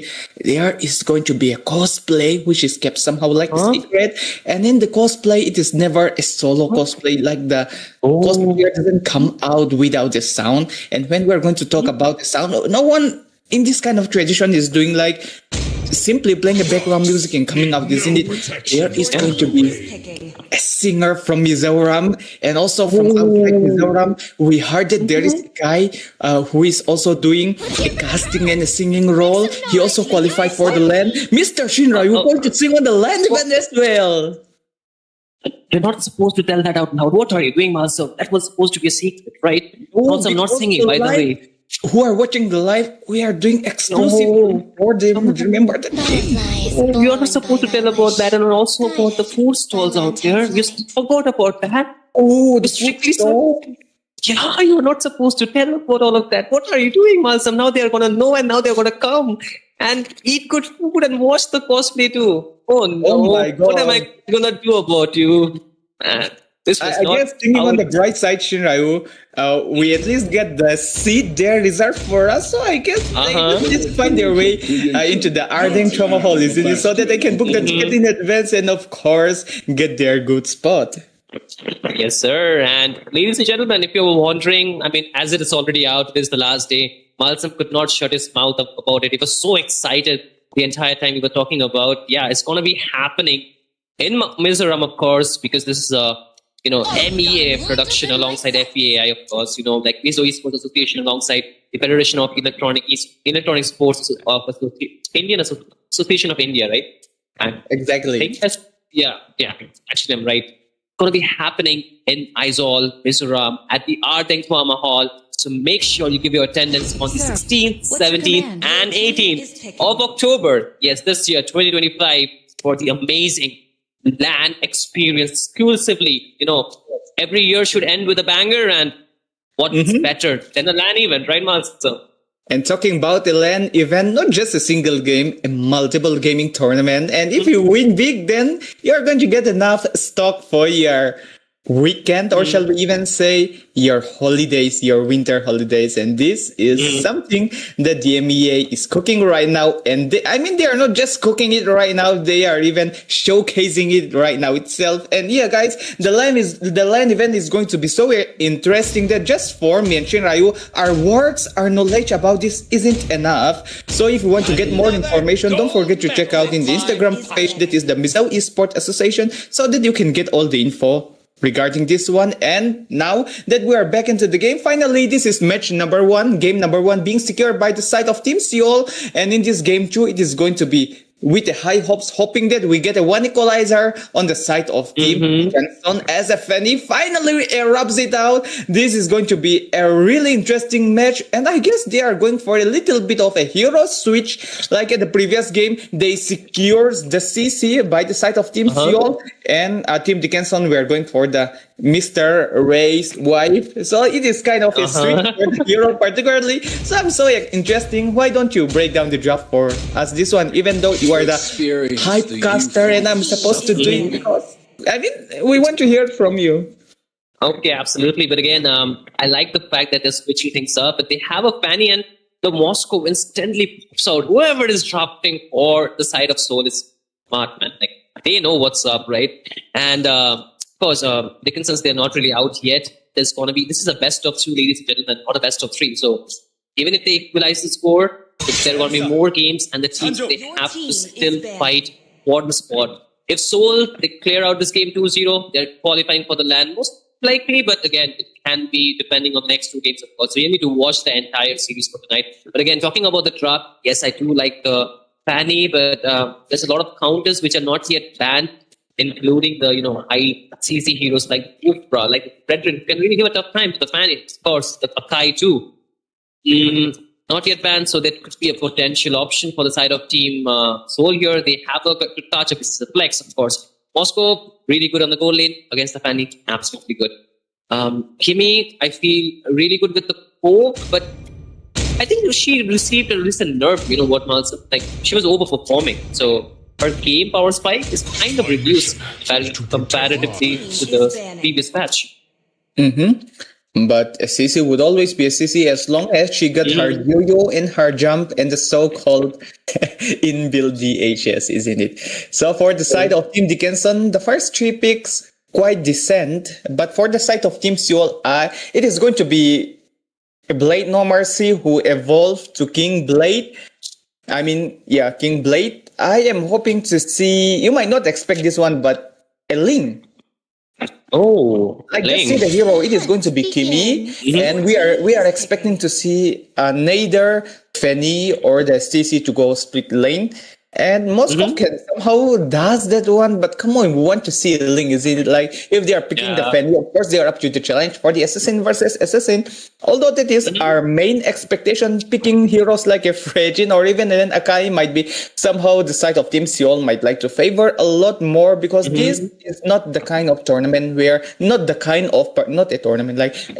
of round where you are going to get another chance. This is the LAN event qualifier, so they are going to go full berserk here, and we are expecting to see a Lapu maybe more like a change of a hero. But for now, picking a Hilda might be quite considerable, but against a CC, I do not favor it. But Hiroshi, every time is ticking, and he decided to go for a Hilda. You know what happens when they pick a Hilda, isn't it, in last night? Yes, sir. I mean, Hilda is good, especially on the roam, I would say, because she can pressure the jungle. She can give a lot of vision, but onto the experience, she's kind of stuck, leaning. And that's not the best option for sure. Again, Chow comes in, really good with the pick off. And yes, they do not have a very high burst damage except for the Fanny and the Harith for the late game, but I'm not too big fan of the Harith against the Moscow here. Malsam, honestly, because the Harith, yes, she can pre-hit, deals a lot of damage in the late game, but against the Moscow, she kind of struggles because of the attack speed. Like, Moscow can shred frontliners as well as the backliners because of his passive, right? It goes through the teammates. Well, that is reasonable at some point, but come on. If we are going to talk about the game till the early phase or maybe the mid or the late game, we can even say like a Harith. I think it was UNHTZ who was casting together this tournament itself. Like Harith literally one-shot someone. So that kind of happen around. Like Moscow can get those insane attack speed and just keep on bursting them down quickly. But a single critical magic damage could literally change the odds for the side of them. So keeping that in mind, that this is going to be the MEX FEAI Grand Fest in the LAN event qualifier in this Swiss stage particularly. Both teams are having a really high hopes to qualify for the LAN. So is the fans and so is us. And in this match one particularly, Team Seoul already grabbed the game 1, so let's see who is going to grab game number 2. And for some of us who are new to this tournament, this is not a best of 3 series. This is a 2-game series in which the team that wins the most are going to advance to the LAN. And when we are going to talk about the most, it is the 2 teams that secures the win the most. And of course, we are expecting to hear it from Shin Ryu, but let me just grab one more chance, hoping that we get one equalizer by welcoming everyone. Ladies and gentlemen, welcome to the land of dawn as you are watching the MEX FEAI Grand Fest Season 1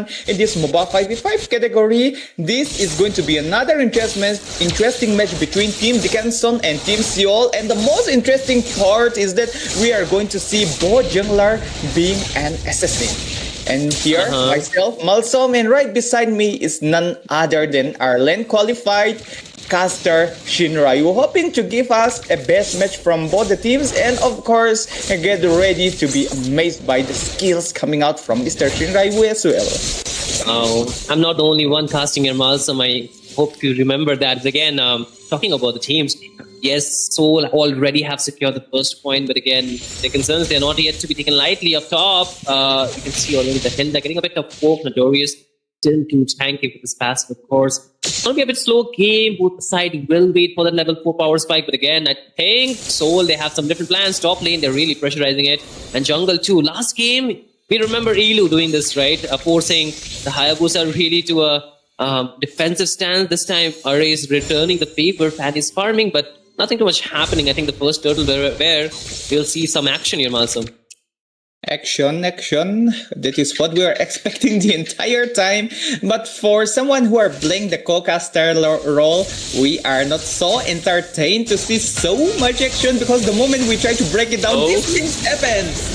Exactly, Fanny gets locked in. The damage with first blood will get taken by Berserk. He finds a topple onto the turret. Here comes the stun from Invoker, of course, but will he survive? Is no question. He will not. The Taurus takes him down. Yes, although Berserk falls by the damage of Invoker, is a 3-4-1 trade in the favor of Soul once again. Another explosive early game start, and they're looking to take the turtle, but their jungler is down though. Jungler down, and both the jungler are down, to be honest, and Berserk, the way they are literally protecting him from the side of Seal, knowing that Emi, she can't burst it through, isn't it? Like she can't bypass all the heroes there, but look at her, teamfight might break off again. The Traxpert goes in, and Notorious falls into the hands of Nowhere.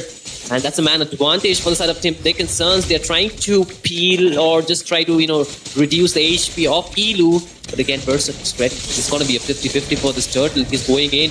Turtle is really low. Let's see who's going to get the retribution. Again, there's the damage. He's going to get zoned out, and Berserk finds the turtle. Here comes Debbie with the Lantern player. Takes down Array. A 1-4-0 trade with the turtle. It's 2-4-0 in the favor of Soul.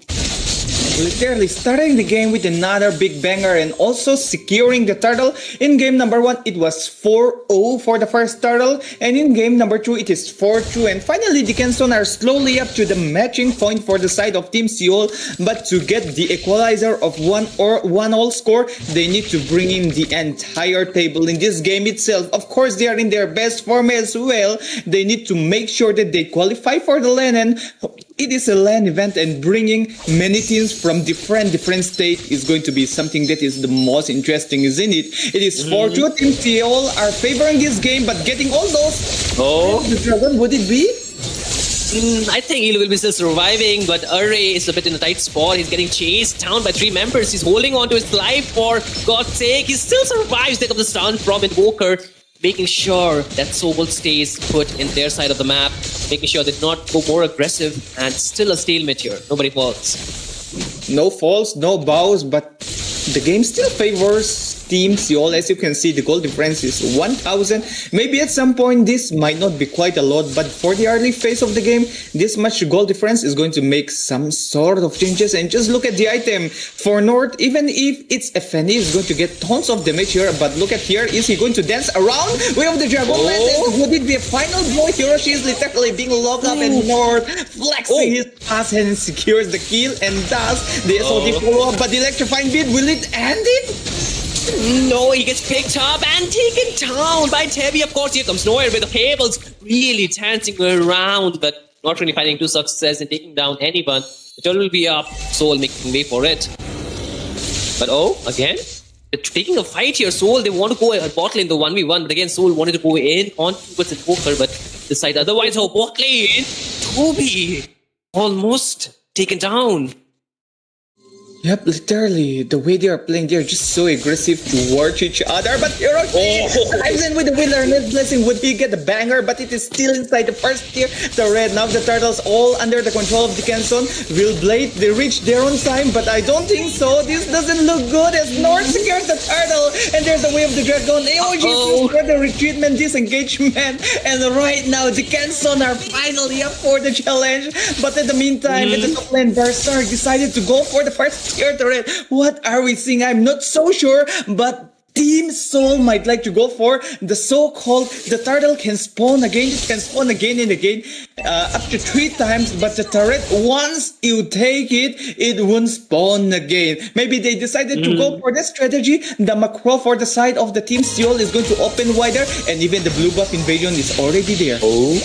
Oh yes, this Conway Burster getting the cake onto his face, and Neuer gets the mega kill here. Though even though they're losing, but Pan is able to mark up the goal, match up the goal here, and able to just get some kills. So not too behind, right, Malzo? Not too behind. And for this kind of good team, the goal doesn't matter, I guess. Like, it just depends on who just make the final blow or the so-called who make the perfect execution. But bot lane here, if they extend even a single inch, Illusion, Mr. Illu might be ready to taunt them off. And of course, with the Spear of Misery, so we might even get a boom. But the OG, AOG with that 32 and the Diamond Force forced out of X on the top, but again, a lot of damage. Team Soul, they're being careful. Here comes the damage, but okay, they're not getting anyone with them. Notorious was on the front line, but not getting too much success. But look at the positioning from Corey where he wants some kind of damage here, some kind of pick-off, but still being careful, hiding out there, Malzo. Yep. And also, I should actually raise this concern, or would it be a concern to use the correct word? With Yes, there was the way of the dragon, and X on the dot finds him. And again, you can see Deacon Suns trying to turn the tide. 6-5 and wait, if it is 6-5, the smell of equalizer is coming, Mr. Shinryu. This is going to make tonight's match really interesting. But for the fans of all the Seoul out there, don't worry, your team might find ways to get back into the game, because the gold laner obviously is a Moskov, need more time to farm it, so is Pawansing with the Harry. So we can just all rely on this as a really equal balanced matchup. But for now, the turtle spawn, is it going to be another giveaway, or is this going to be a changeover? But wow! This is not the kind of game they might expect. Team fight gonna break off. Oh, they are trying to go in. SOD does not really connect, so it's going to be a 4 versus 5 because Moscow is not going to make on time. But again, a lot of damage goes in on towards the side of Team Dickinson. They're forced to use their skills. Invoker takes down the Notorious, and they're still on towards Hilu, who does not have an AOG anymore, and he might get taken down on the hats of Corey. But up top, it's going to be nowhere. Finding Debbie, and with 3 members down, Berser cannot go in. However, Toby doing the god work, pushing the lanes. 5-9 and the game pause must be called for now, as team might like to adjust themselves a little bit after the team fight, isn't it? But oh my gosh, what a turnover, what an outmaneuver coming from the side of Dickinson. If this keeps on happening, I have a high favor for them to win this game too, particularly. And also for those who just arrived here in the live stream, this is not the kind of best of 3 series that we are going to watch here, although it is a rated best of 3 out there. Just put it aside for now, because this is like a best of 2 turn by turn place in which Trito or Seoul will find their way back into the game to secure the 2-0 and just need 1 more point to secure the LAN event. And right next, it is going to be Team Revolution X DTS waiting for Team Dickinson. Let's see, this is going to be an interesting night. But for now, Mr. Shinryu, among these 3 teams, we have to say goodbye to one of the team here. And last night, we say goodbye to only Familia, who were acing the entire tournament, isn't it? But Yeah. I mean, every tournament, we have to say goodbye to someone. Although there will be another tournament in which they can attend again in a way. But in this kind of stage, this is not the round of 64, 128 or something. Like, they are just so close, just a few steps away for the LAN event. Somehow, I used to feel bad. How do you used to feel in this kind of situation? Man, I would be heartbroken, coming this close and not qualifying, right? These teams, they're not just playing from yesterday. They have been playing for so long, right from the round of 256, coming to almost the top 16. It's no joke, right? They had to beat so many good teams. We had some top teams all across India, and of course, some of them have qualified, but I think sometimes it's just not their day, right? For Darko Sena, we were talking about so much, but even they got eliminated. I feel, luck really plays a very huge role out here. And talking about this bracket especially, these 3 teams, they're so good individually, right? All the players and all the teams. I mean, it's so difficult to call out 1 or 2 teams to, actually qualify for LAN, because all the 3 of them are so good. We want all the 3 to be there if possible, but the format does not really allow us, right? Exactly here. And also, let's not forget, this is the sweet stage. In the normal route of sweet stage, we used to get 3 qualifier. We are getting 4 qualifier. I think this is still a win-win situation for the side of each and every team. And also a total of 8 teams. This is outbreaking. And oh my gosh, the way of the dragon. But King Blade! How is he surviving that one? with the passive, of course, but okay, they're concerned they're able to take down the mid first here, although they got the bot though. Still an equalized fight. The third turtle falls for the concerns here, and the Lord is going to be really important here, Malsum, trust me.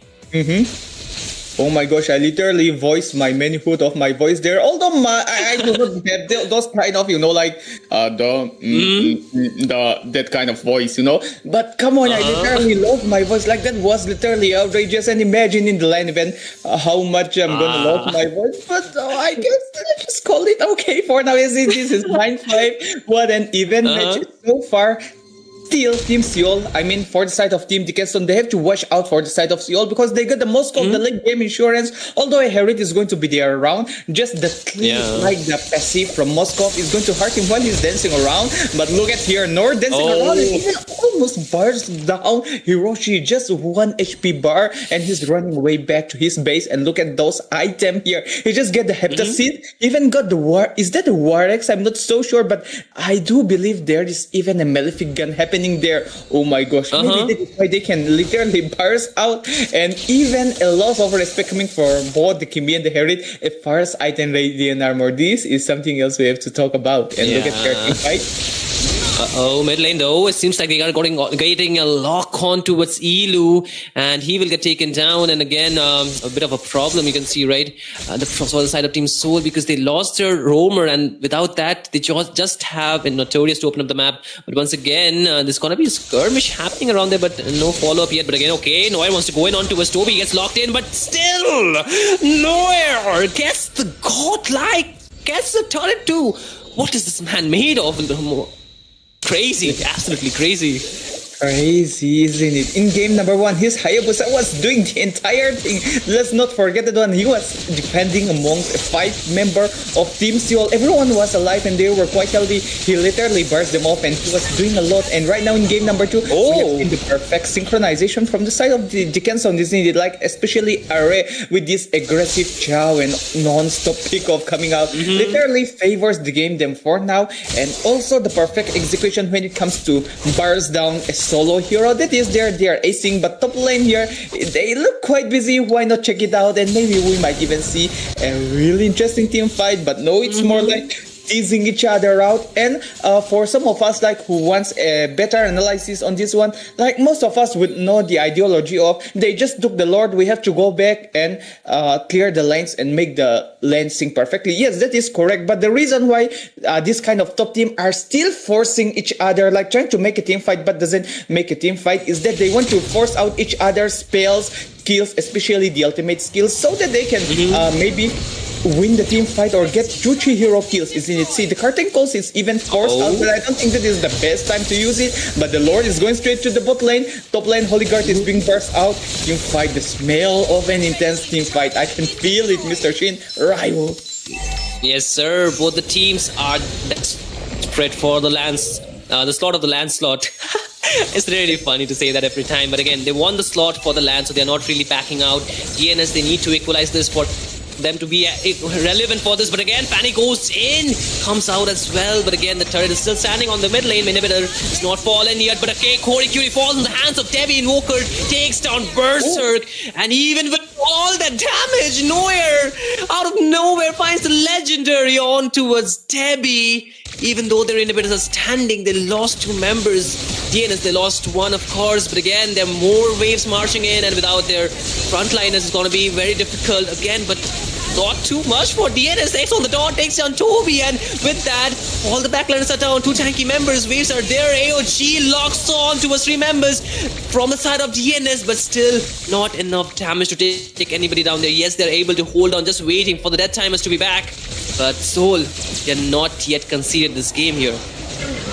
13 minutes of the game here, and it's a total of 30 kills happening, and this is just the first Lord from this game particularly, and with just the first Lord, Team Dickinson are literally breaking the entire inhibitor of Team Steel. Just 1 inhibitor left at the top side, but with a proper LAN synchronization and breaking the entire member of Team Steel, it would be easy for North or even the 4-man to literally stole away those turret actually. And to be honest, in this entire tournament, I haven't seen that much of banana split moment, isn't it? When they just played it so well and they just end the game. Although there is one game, maybe around round of 64, I cannot recall it perfectly, but Areo dancing literally, this guy dancing around with his show. It is just so smooth most of the time, and it is so hard to catch it. I mean, we get a great streamer tonight. Even Issei is having a hard time catching how Array is rotating around. Like he's just how do we say, slithering around just like a snake, isn't it? But look at the Lord side with Dickinson getting a free Lord, and this is entirely a free Lord, and that is a no, not enough damage, Mr. Toby. Yeah, I mean, Dickinsons, they got both a lot of this game so far. Soul, they're not really looking too confident in terms of contesting. Every time they go in, a raise there to lock him down, and with the help of the damage as well as, of course, Noir, Soul, they're really being careful, and the Lord will be marching from the mid lane here. So Soul, they really have a big defense to make for sure, but this could be the very beginning of another fight, or maybe the end for Soul. Let's see. There's still a 1 point here, but again, Array goes under the turret with the way of the dragon, and it seems like Ilu will be kissing goodbye, and there goes Berserk, but instantly bursted down. Noir finds the legendary once again. Debbie's really low, forces out the damage. Toby falls, the double kill for Noir, and Dickinsons, they're here to equalize the score for 1-1, still being valid for the slot in the LAN with a score of 1-1, both the teams. Amazing. Amazing, and this is literally absolute berserk, I should say, even if the IGN itself is already there. But oh my gosh, Mr. Shinryu, we got the one equalizer already, and this game, and this upcoming game number 2 is going to make more sense in who is going to qualify for the LAN. And of course, last night, let me just be honest, only Familia they played absolutely perfect, but however, in the LAN they need to prioritize on the draft a lot and also on the objective, isn't it? But keeping that aside for now, last night we are not seeing the kind of game that we expect to see, like a 2-0, and we already get the qualifier. But in this game, we are going to see a match number 3 to see who is really qualified for the LAN, and to make things more interesting, to make things really more interesting, there's a chance that we might even extend up to match number 4 or match number 5. I know that Mr. Shinryu, no, please save your energy, because tonight we are going full berserk as well. So save your energy for now. And ladies and gentlemen, I know that you want to hear your Mr. Shinryu, but we do not want to force him yet. We are going to have a short break, not the kind of long break in which we have to wait the players again. As already mentioned, this is going to be a continuous match. Even the team of Team Dickinson are still in the lobby right now itself. We are going to go for the upcoming match, that is Team Dickinson going up against Revolution X DTS. So guys, stay tuned for that one, as we are going to give you one heck of a match again.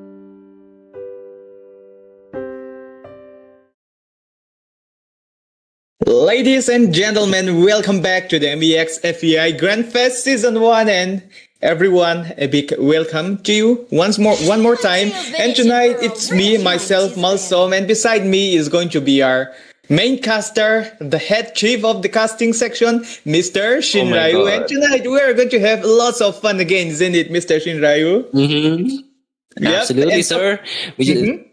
No. Let me finish first. And yes, Okay, talking I'll about let fun, you. in match number 1, we have tons of fun. So when we say fun, it is not always about enjoying the moment, behaving recklessly. When we say fun, the kind of fun we are talking about is being entertained by match number 1 game so much that we had so much fun. So in this match number 2, we are hoping to see that kind of game play coming from both the side of Team Dickinson and Team Revolution X DTS. And of course, this tournament that you are watching is organized by the MEA and FEAI, and this tournament particularly has a name called Grand Fest 1. And when we say Grand Fest, it doesn't mean just for Mobile Legends 5v5 particularly. It means a multiple gaming tournaments in different category and different genre.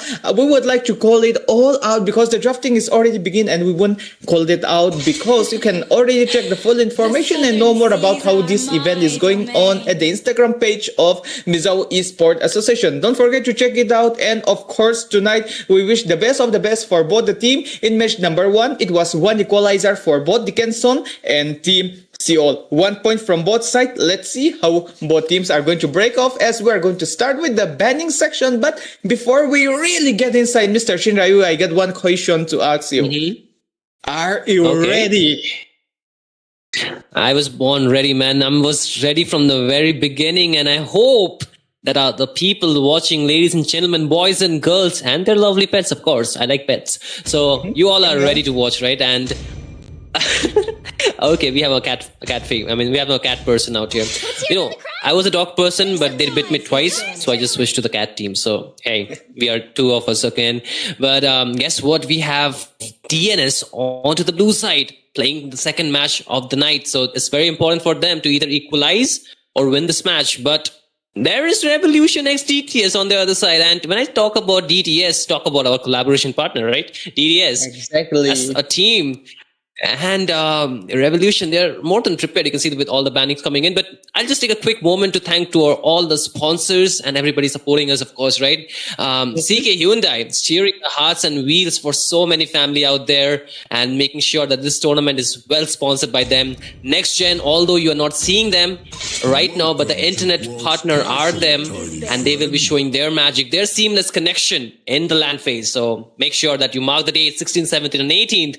For the LAN. And we of course have our, Vista Games, Mobile Legends 5v5, who are powering us, giving us the diamonds, giving us the lobby and this. Let's see how Revelation are going. Let's see how Revelation are going tonight.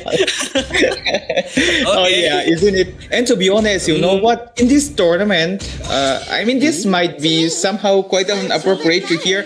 Like, there are so many teams here in this tournament itself. Let's start talking with the team that I cannot forget, Altair.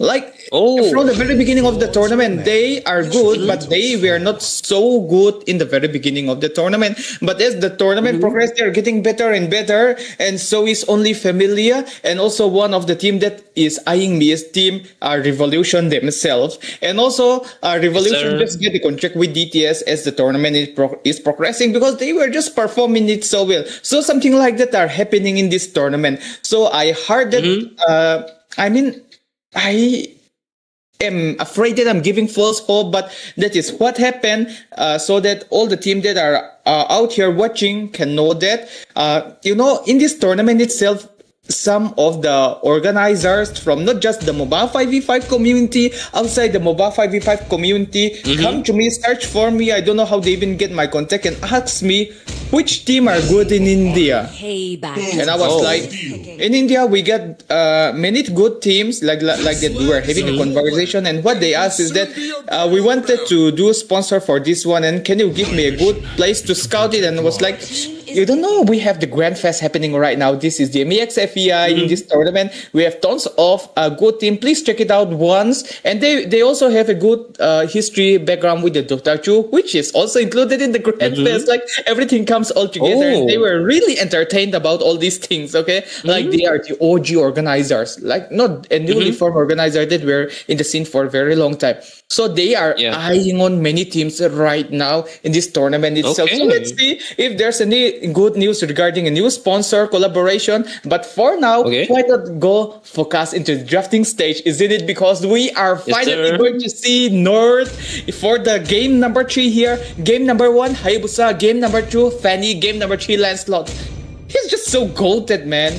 Like literally picking every assassin. You just give him and he can ace it all. But right now it is going to be Lancelot. He's just so good with the Lancelot and I'm looking forward to that one. But from the side of Revolution, do know that Agony, even though he's playing the Gato Kacha here, he might land those AOG multiple times on the Natalia. But those AOG would always be accurate in a way that it could literally zone them off, or in a way, it is going to land a perfect set. But for now, why don't you break down a little bit of the drafting section so that even the newbies who are watching this stream can get a better idea on how the draft is going to go along?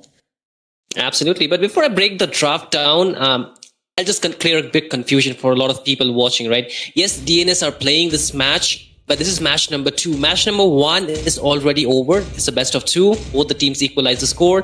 This is the second match where Revolution are coming in again for a best of 2. So it's a back-to-back match for DNS, of course, but for Revolution, this is their first match. They will play another match after this against Seoul. So it's going to be, a round-robin kind of thing again. But talking about the draft, yes, Neuer has a big versatility when it comes down to the hero pool. You can see him using 3 different heroes in 3 different matches, making sure that, he's not just called one trick out here. So the Lancelot is going to be there to mark the back line. They needed somebody to lock onto the Farsa as well. That's why there is a Lapu coming in. And Kodicute is really good on this hero. Trust me. Like, he can perform. And we have seen a wide variety of players using the Lapu. Very different play style, but all has one work to do, to sustain as well as give damage.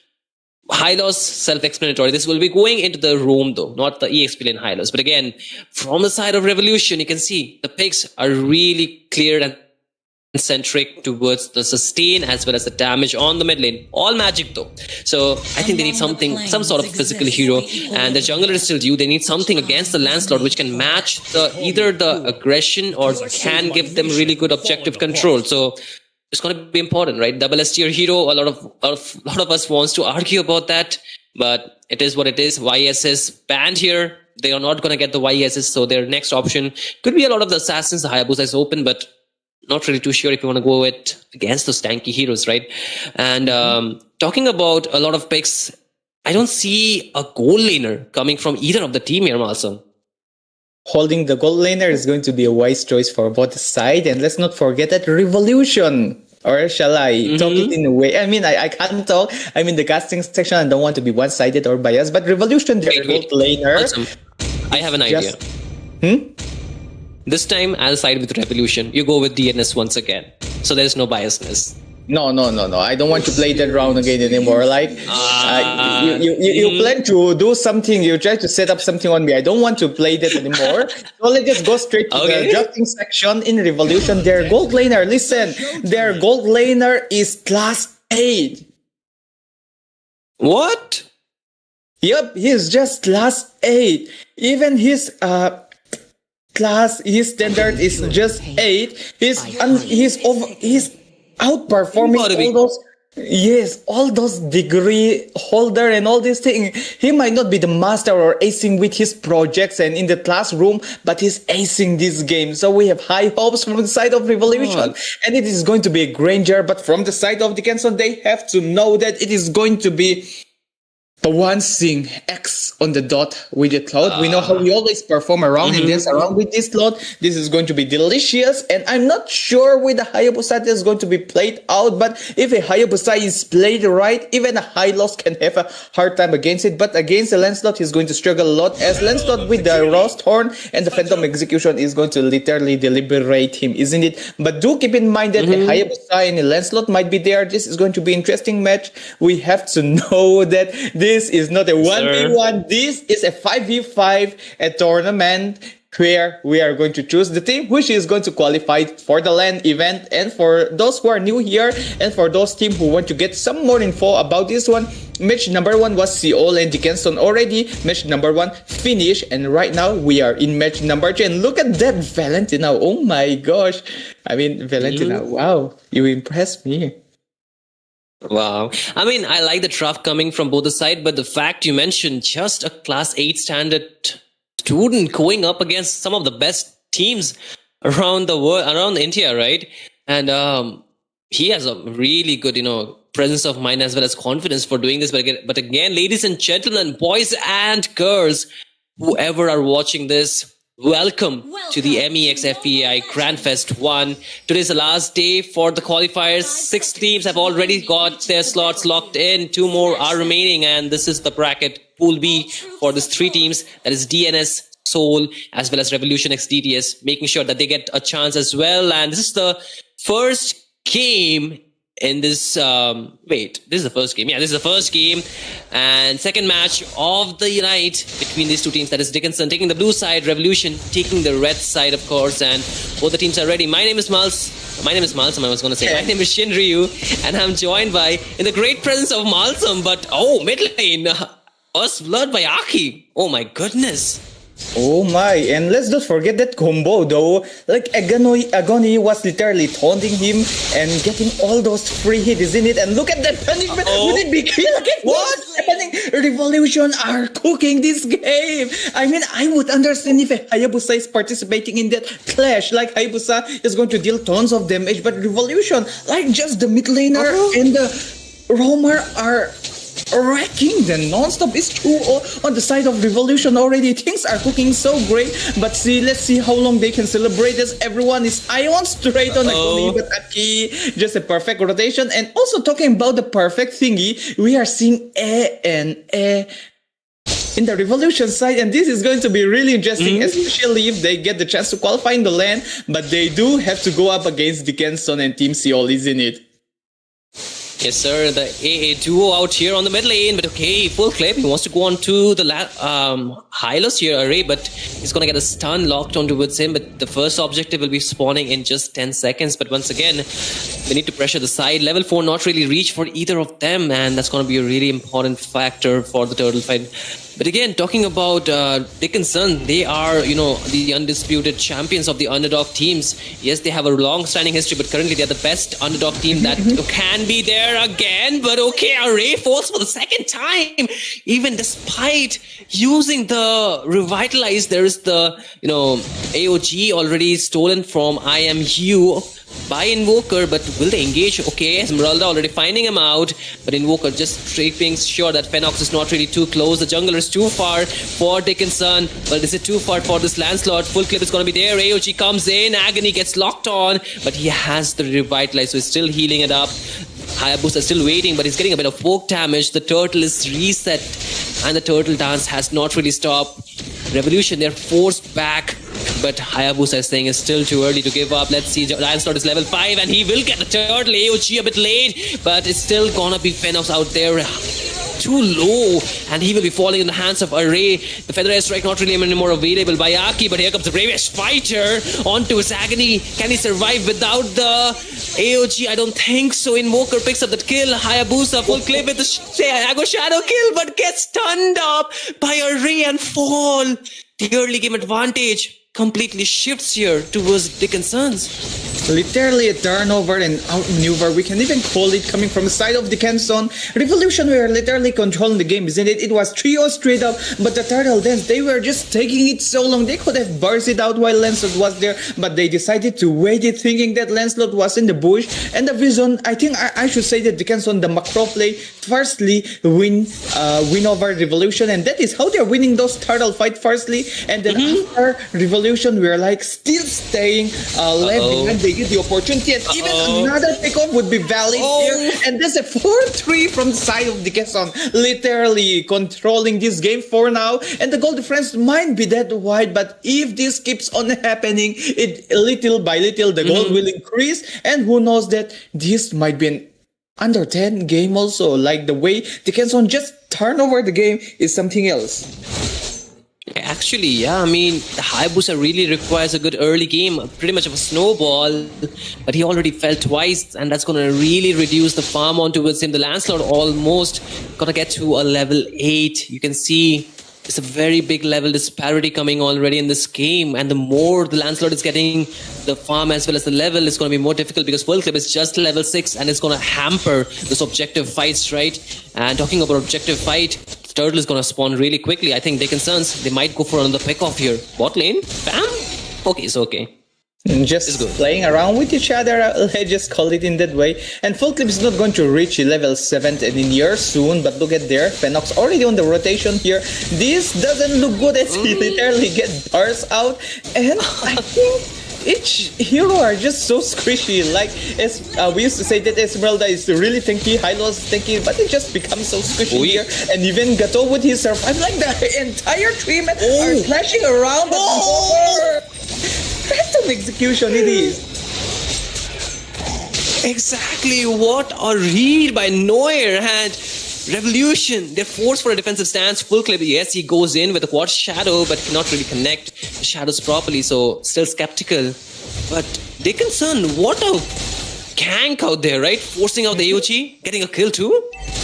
Yep, and also literally bursting out. And Esmeralda, is that possible? But they just make it possible. So let's see here, bot lane here, even the first tier turret is going to be a liter control on the side of Dickinson again here. And for the mid and top lane, Lancelot is going to be there, hovering around, steering just a fast lane clearing. Even the Phantom execution, the cooldown isn't that long, so he can use that one in the maximum. And right now, Dickinson, when it comes to the macro and micro plays here, they are winning everything. But Fam here try to burst out, and even an OG AOG come, but more like Natalia punishment or...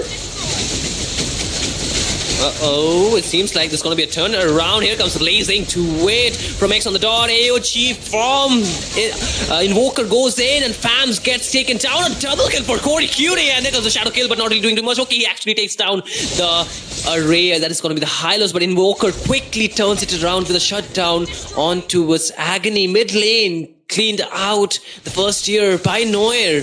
Dickinson's choosing their fight carefully and getting the most advantage. Most advantage, and not just the most advantage, like they just create their own advantage right now.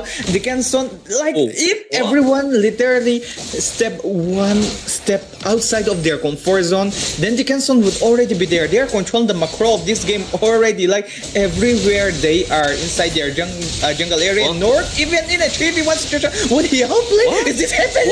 Is this happening? Is it double kill? I am seeing things. Am I seeing these things right? Would it be triple kill? But he touched it out for now. But minions are still valid for it. Corey! No! Oh, unstoppable with an Invoker. Here goes the AOG from Invoker and a double kill. Bam! Gets taken down, but Neuer is crazy, man. He's showing us his Lancelot kits for sure. I mean, I was saying his Lancelot is goated, isn't it? In game number 1, he always reveals his Hayabusa skills first, and then he would start picking his other comfort hero, Fanny. And right now the Lancelot comes up, and look at Corey Cutie. Oh my gosh, they need to chill down a little bit as a Revolution are literally playing the sticking position right now. And the goal difference is almost exceeding 10k right now. It's 14-4, pure domination coming from the side of Dickinson. Although the starting might ace the side of Revolution, what matters the most is how you control the macro, isn't it? And also the execution. And right now with the one good push, maybe Team Dickinson might be able to end this one easily. Exactly, but mid lane it seems like Agony gets locked in. Blazing duet, but okay, Neuer goes crazy, godlike for Invoker onto his Phoenix. And with this, Dickinson's really painting the map more blue than it's red. Of course, Revolution, they're forced to play in their own base, and most likely the top lane, Holy Defense, will be getting taken down. Mid lane, a bit questionable. You can see Fam already there. There's the Feather Airstrike too to clear out the waves. They hold on to the Holy Shield. Yep, there to guard those inhibitor for now, but the top lane is already being burst out, giving Dickinson another chance to clear it out. But yeah, let us keep it aside for that one. Is Corey Cutie is just so ready. Like everyone knows that the Bravest Warrior cooldown isn't that long, and Corey chill. I know he's excited, but come on. He has to chill down a little bit, isn't it? It's 16-4. Minions are on the run, and yes, that is what we are expecting. Phantom Execution doesn't land it yet, but the Roster does land and almost secures the kill. Would this be a play? This would be a play because Phoenix wants also to go in, but Agony is locked in. There's the feathered airstrike, but not going to help. X on the dot, filing him down. Gordon Cutie goes crazy. So does Invoker in Legendary.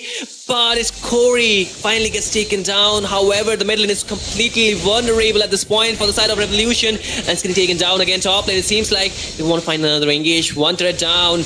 Neuer is going crazy with the Lancelot, with the puncture, the Thorn Rose, the Phantom Execution as well. But will it be a shutdown onto his Phoenix? But no, he still walks out with the shield, but not for too long. Neuer takes the shutdown. And Dickinson take the game number 1. And with a slight opening that they just had, and without the Phenox being around there to zone them up, Team Dickinson maximize that one and destroy the crystal and take the win for this game number 1 particularly. And this is the real form of Invoker, isn't it? He was saving the Valentina for this moment, and tonight he finally brings out and he got an 808 perfect KDA. And of course, the way he plays around, Valentina isn't the kind of hero that is meta, and she won't be bring back to the meta because she is a highly skill dependent hero. So just put her where she is, because it is always on the right hand that is going to make the things, that magic moment happen. And what a good game coming from the side of both teams. But Revolution, I guess the turtle fight that they just lost is costing them their entire game, isn't it, Mr. Shin?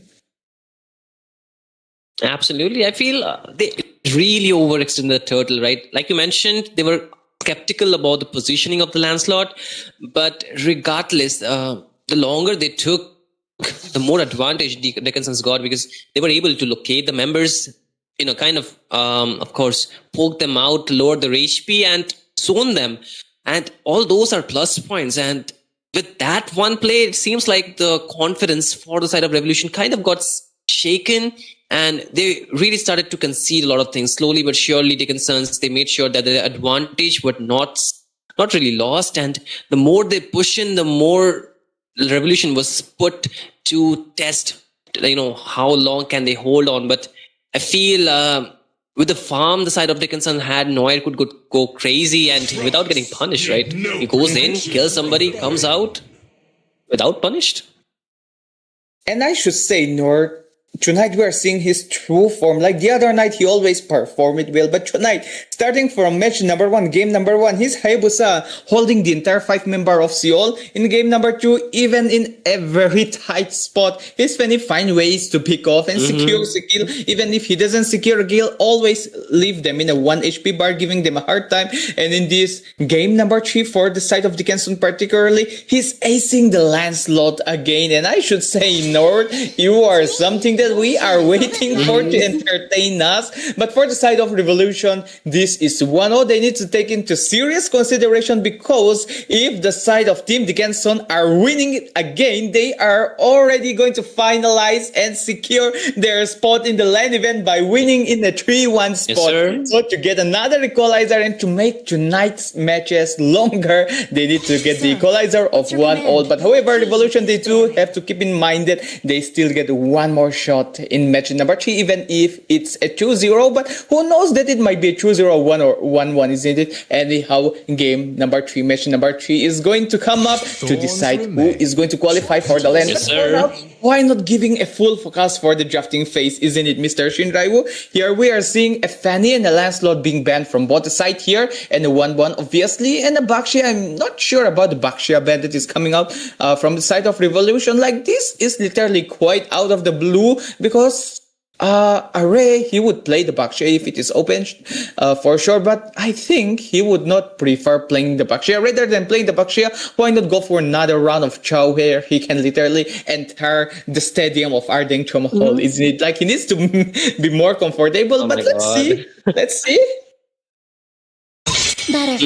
Let's see, of course, but again, Zushin once again goes banned. And I just hear a crying Ray somewhere in my mind. I don't know why. Is it like nearby me? I'm looking around, you know. It's not. But again, even the Kadita gets banned. Yes, sir. He's watching for sure somewhere or the other. The Lancelot ban, but that will open up the CC, and I feel this is a really good EXP laner for sure. But Fenox, he needs to perform. He needs to put the pressure with this hero. The more he puts the pressure, the less rotation is going to be going to the goal lane, most probably, and the easier it will be for Fam to farm on those heroes, because the goal laner, he needs a lot of item, and the more ganks he's getting onto him, the more pressure he'll be playing in. But man, oh man, like Noir, is he gonna play each and every hero tonight? What is happening here, Malsum? He is proving himself how wide his hero pool is. Like in the LAN event or anywhere they are playing, he just wanted to prove here that just ban all my heroes, but my hero pool isn't as narrow as you think. Like he's just here to prove it. And if who knows, like if we are extending it like a best of 3 series in which all 3 games have to be played, he might even pick out the Roger finally. Who knows? But come on, he's just so good with any hero. And for the side of Revolution, I think I should give lots of credit to the side of Dickinson, because they were, I thought like they would just be like so confident, like we are going to go up against some sort of another underdog team that we do not know out of the blues here. We can just win easily. No, they respect their opponent and they are studying their lineup.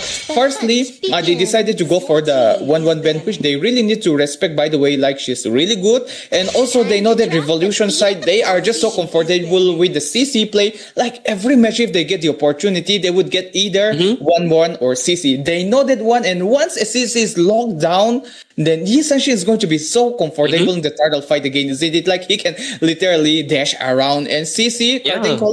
No, it won't stop it as long as it is Nord there. And that is exactly, the bait is coming out perfectly. And you know what? Aki goes for this, Timmy particularly. And for Timmy, she needs to hover around those walls, jumping around, hopping around, giving a hard time for the side of Dickinson. But here comes Invoker with those mind games again here. If you can hop over those walls again, try to hop over against my real world manipulation, isn't it? Oh my gosh, this mastermind is something else. But I think this Grok might be the game changer for the side of Revolution, but I don't expect to see a Harley. But I guess this is more like a tease play. Let's see. Oh, Ranger.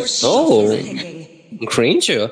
I was expecting a bit more magic to take down the Grok, of course. Yes, the Eve can be really good against the stanky heroes. I kid you not.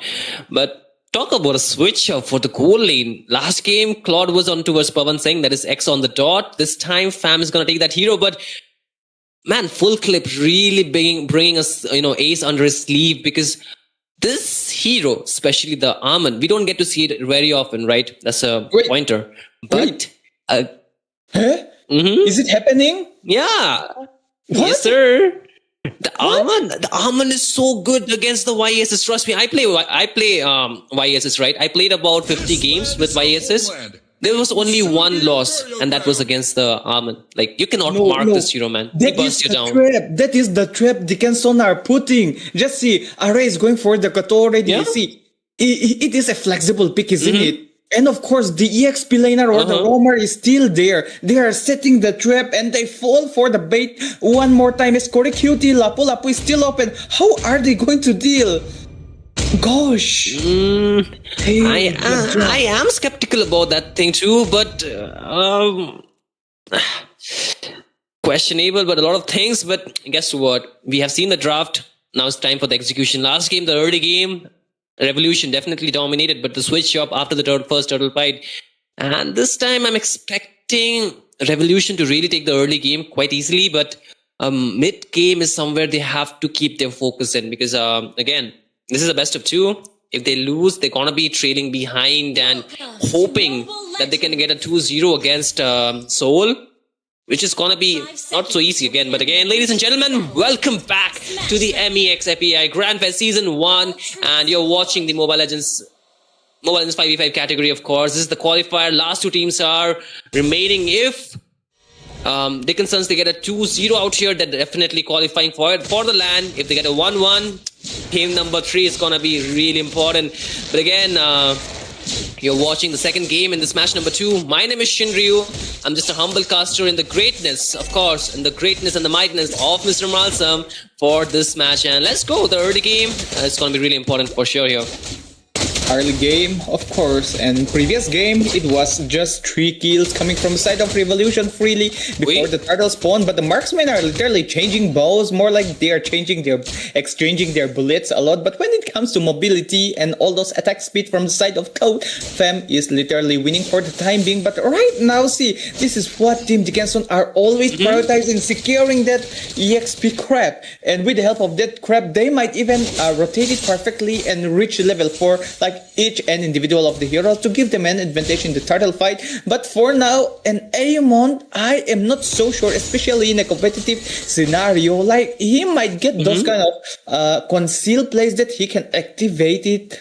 But I mean, again, lots of butt are going to be there because Invoker with the Eve is going to reveal it easily, like without any participant. Like he would literally just check around the bush and it is just going to be so easy. But Revolution, they get the Grok. This Grok is going to be a beast here in this kind of lineup. And you know, in the mid stage of the game here, a Blazing Duet might be the game changer they might need. Turtle's going to spawn within a few seconds here, and the side of the Dickinson are literally tailing on the side of the Turtle, and so is Team Revolution. This is game number 2, 1-0 leading from the side of Team Dickinson. Mounted Shocker already used to reveal the position. Fenox wants to go in onto the backline. Bravest Fighter all ready to zone out. Full Clave does not want to commit. And Neuer will pick the first turtle of the game, and also hoping that they can just take away some jungle creeps here and there. The stun connects, but Dickinsons, they're not really looking for any fight. However, Revolution, they use the traction pulse, but not really connecting. So stalemate. The turtle though, Dickinsons. That was quite easy. Like, just so easy, isn't it? Like the drop even helps it a lot here. Fenox getting all the scrimmage there on the free farm, and North is just going to make it so easy, like literally bowing around there. But look at there, the what an outplay from Invoker, trapping 2 members down. And with that, Dickinsons, they get a 3-0 really early on. Yep, that's the revenge they need to take it, isn't it? In the previous game, Revolution, we are taking 3-0 lead. If you are going to punish us, we are going to punish you as well. That's what they are doing. And in the jungle area, they are literally controlling right now here again here. Although the blue buff is going to be easily secured by Full Clip for the time being, do keep in mind that Array is providing all this vision. What we are talking about the vision is that, see, there is going to be a minor adjustment coming from the side of Dickinson, and Revolution are slowly tear apart little by little, and while they are busy, see, North is already in the position while Aemon is going to fall behind. This is the perfect setup, the small detail what matters. And look at here, even going with the Grok feels so squishy when 3 men are literally beating him up. 4-0 Dickinson, that is 4-0 lead come from side of Dickinson. I was expecting the early game to go towards the side of Revolution, however, they're not really doing too well. The problem is the damage already scaling here. As you can see, the second turtle will be there really soon. So objective number 2, Revolution, they need to get some vision before they actually contest, but Dickinsons, they're already there to burst it down. YS is walking towards it. Noir, there's the Earthen Rampart, the lock on, but here comes Phoenix with the curtain call as well as the vengeance. The turtle still 50-50, there's a knockup, but Invoker will find the turtle. Here comes Cody Cutie with the Bear's fighter, does not really lock on the target, but again Phoenix trying to zone out Invoker, but again the full-fledged fight here, and Agony will be falling into the hands of Corey Cutie, but here comes the full Strads from Full Clip, but again Phoenix finds Invoker and Full Clip. He finds 40 Cutie, and top lane X on the dot takes full advantage of the free lane. And that is going to be lots of gold there. See, the gold difference is getting wider and wider, and even a rapid boot on the Granger, this is something quite new. As he can rotate faster, I think that is still a good sign rather than getting those magic, the cooldown boot that we used to see from a random Granger, isn't it? That is with you. And in the enemy side, you would see a Granger with a warrior boot or a tough boot. A rapid boot, this is something new to me, but I think this would be really effective. The rotation is slowly approaching from both the side here, and because on the small small details, the micro play, if we are not so sure, see, Array would literally bait himself there, because if they try to fully commit on him, he knows that he get the OG and he can literally jump out, isn't it? Looks here, EXP lane are going to change their charge. They and what is the damage going to kill? Whoa! That too onto the turret. Phoenix is really zoned out onto the wrong side. There's rotation, of course, from full clip, but okay, they're trying to turn it around. Cody Curie does not have any more dash. Here comes the Shroud. Flicker forced out from Cody. Will he survive? No! But top lane, though, another fight. Agony takes on next on the dot. Noir will find a shutdown on towards Bam! But they take down the turret, they concerns, they get an objective. RWM, Aki forced to flicker out. AOG comes in, pops up, but Agony will find a good safe ground to get out. But a full-fledged fight on both the side. Third turtle soon. Who's gonna get it? Who's gonna get is going to be a big question, but if we're going to talk about the jungler particularly, Yisanshin is going to be literally kite away here. Is he going to win in this 3-1 situation? He does get one kill, but Fanox literally bursts it out for now, and slowly Team Revolution out of the blue are going back to the game here. Maybe this might be the final equalizer that we're expecting, but no X on the dot is going to Would this be the Rhapsody? But doesn't bars as he wants, as Fanox literally sidestepping the entire scenario. Full clip, he's doing a great job, but he doesn't know that who is in front of him. It's Corey Cutie with the Lapu Lapu, and right now this looks so good here. Will Revolution finally get their Revolution in this turtle? And it's a They finally find a turtle, the third turtle, of course, of the game. But talking about the map, they're not really able to push so much except for the bot lane first here, of course. There comes the earthen ramp at the wall from the Grok, of course. But two-member spot, they finally switch up the lane. X on the dot wants to push the bot lane. Here comes the curtain call as well as the Yo-Yo Blitz. But it seems like Fenox might be locked in. There goes the taunt, a lot of damage on towards him, but able to sustain that and will walk out with his life. Invoker is finally joining the party, but no more follow-ups though.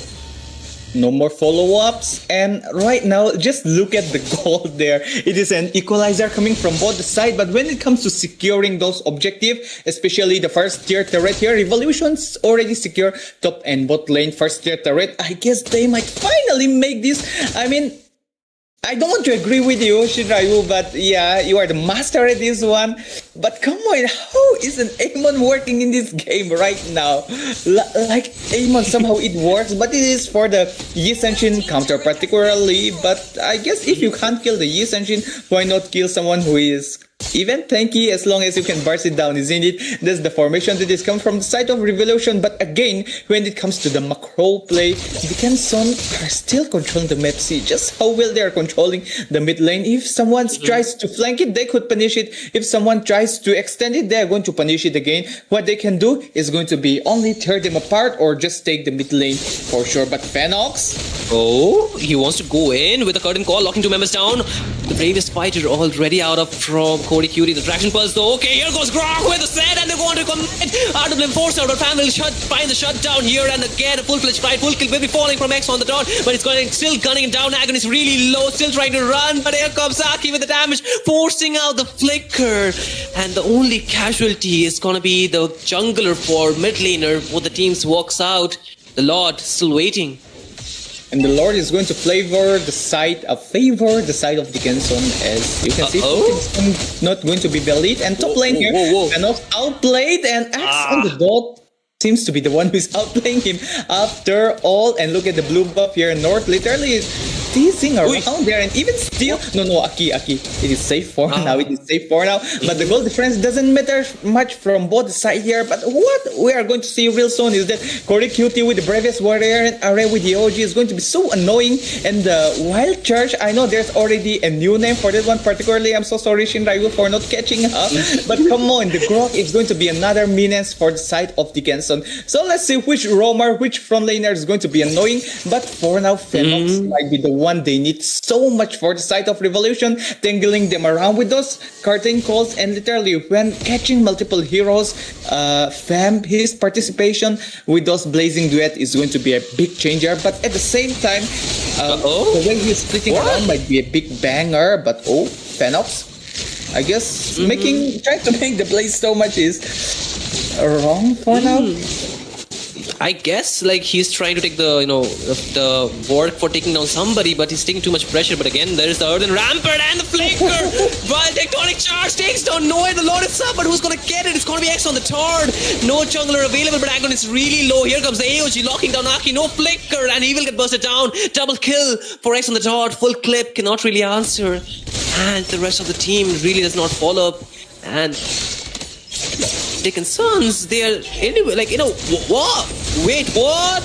Again, Fenox locked down. Here comes Cody QT, but Revolution, they're losing too much here for sure. But oh, wait. Oh, it's okay, man. Got me tensed up. Exactly, like the way Dickinson, they are just so chill when the way they are playing around. But for the side of Revolution, they are just like should I go? Shouldn't I go? Like they're just so confused for the time being, isn't it? Like Agony was literally there in that Lord pit there. He get the wild charge, he charged it and finish off the jungler. He did all of the work here. All they need is someone to literally burst out with a single basic attack. The Lord Invoker was there. All he can do is picking out those kill one for the timing. That's all they could do. But I guess Dickinson, the macro play is winning again for the time being. But still, we still have high hope for the side of Revolution as Fam is getting more and more item. He's getting more and more fat. And the way he's playing around, the mobility is going to be so good. Maybe there can be some slight changeover we could see, like a makeover. But for now, Dickinson, they are rampaging this game. And they're looking for a fight up top. There is the RWM Godlike for X on the top. Not really doing this aim and doing too much. Of course, the Lord, it was there, but it actually got clear up.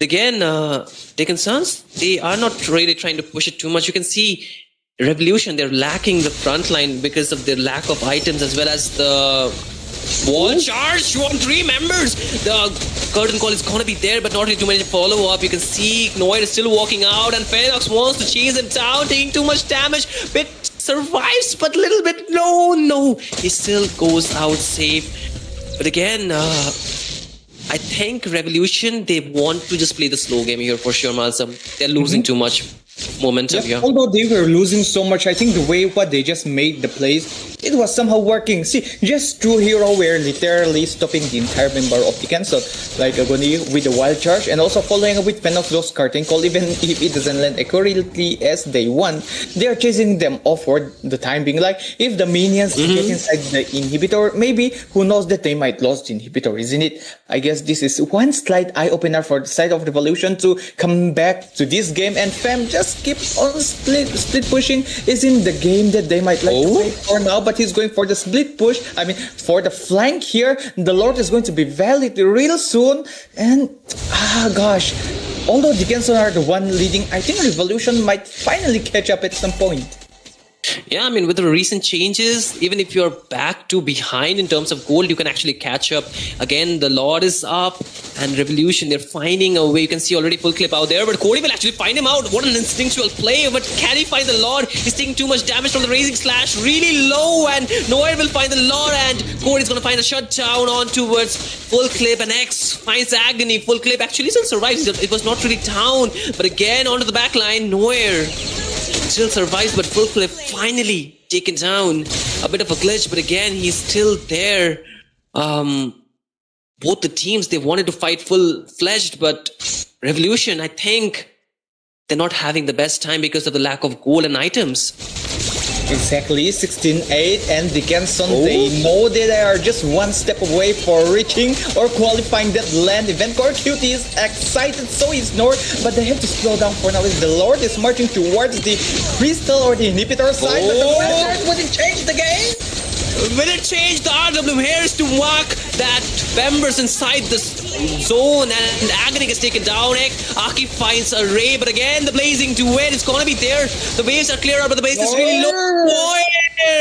Will lock the base, and Dickinson's wins this match with a score of 2-0 and qualify for the lands. Wait, for the slot of the land, of course. Landslot.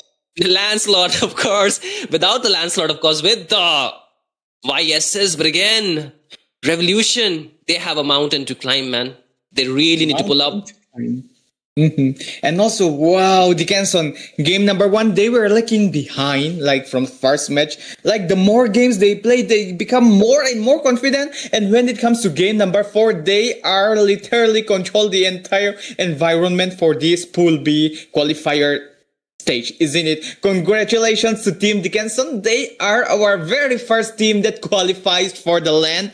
And guess what? In match number 3, we are going to have Team Seoul going up. I mean, it's Team Seoul. We know that one, but come on, guys. We want to stick with the Mizzle accent moment. Like Team Seoul going up against Team Revolution. And this is going to be another best of 2 moment. For the side of Team Revolution, to match it up or to even qualify for the LAN, they need to get a clean sweep of 2-0. But for the side of Team Seoul, just a single point is going to change that a lot. But with that being said, guys, we have high hopes from the team. They are going to deliver another interesting match. But for now, we are going to call the players, taking some quick rest. Maybe a water break would be nice, isn't it, Mr. Shin Ryu? And of course, an eye rest moment for our dear streamer who is been sick but still fulfilling his duty, Mr. Issei. We do know you. Don't worry, we'll roast you after 2-3 times. We are just sparing you today a little bit because you're sick. But in the last game, no mercy at all because this is the very last night. But with that being said, guys, we'll be back very soon in a jiffy while the players are preparing. So, guys, you go for your needs as we'll be right back.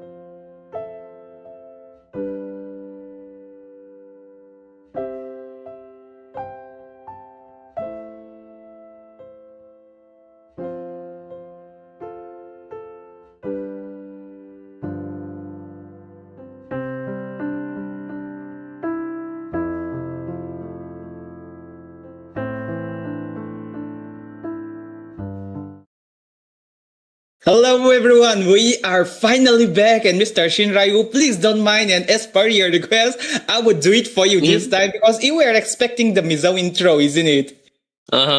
Of course. Okay, here comes the Let's Mizo go. intro, and yes, of course, Mr. Shinryu, you need to learn all the lines so that you can get more comfy when it comes to the LAN event, isn't it? Okay, now back to the action. Here to te in the vine to be back ole Zanbi kain match number 3 na kanaw lut leta there MEA he tournament hi in and lai make him masabera chuan MEA le FEAI nan buat say Mobile Legends 5v5 tournament ania Grand Fest ani nangin Mobile Legends sa online game shang BGMI kan ti teng chi te FC Dota 2 tele just thangin game shang kanaya khang hau kha information kim chang in schedule ni chuan Instagram lama Mizo Esport Association tika in lo check out anga chung tiang vekin zana hen match mu nom lituk mai team Revolution le team Seoul Step Bros tia kan shet chin da tikang kan mule don ania hey hi best of 2 le thau ani dona Team Revolution te hi voi ni an sak pop ani chuan LAN an qualify don ani chung tiang vekin team Seoul lam te voi khat chu an sakani pon an tlang to don ang pon chu ni se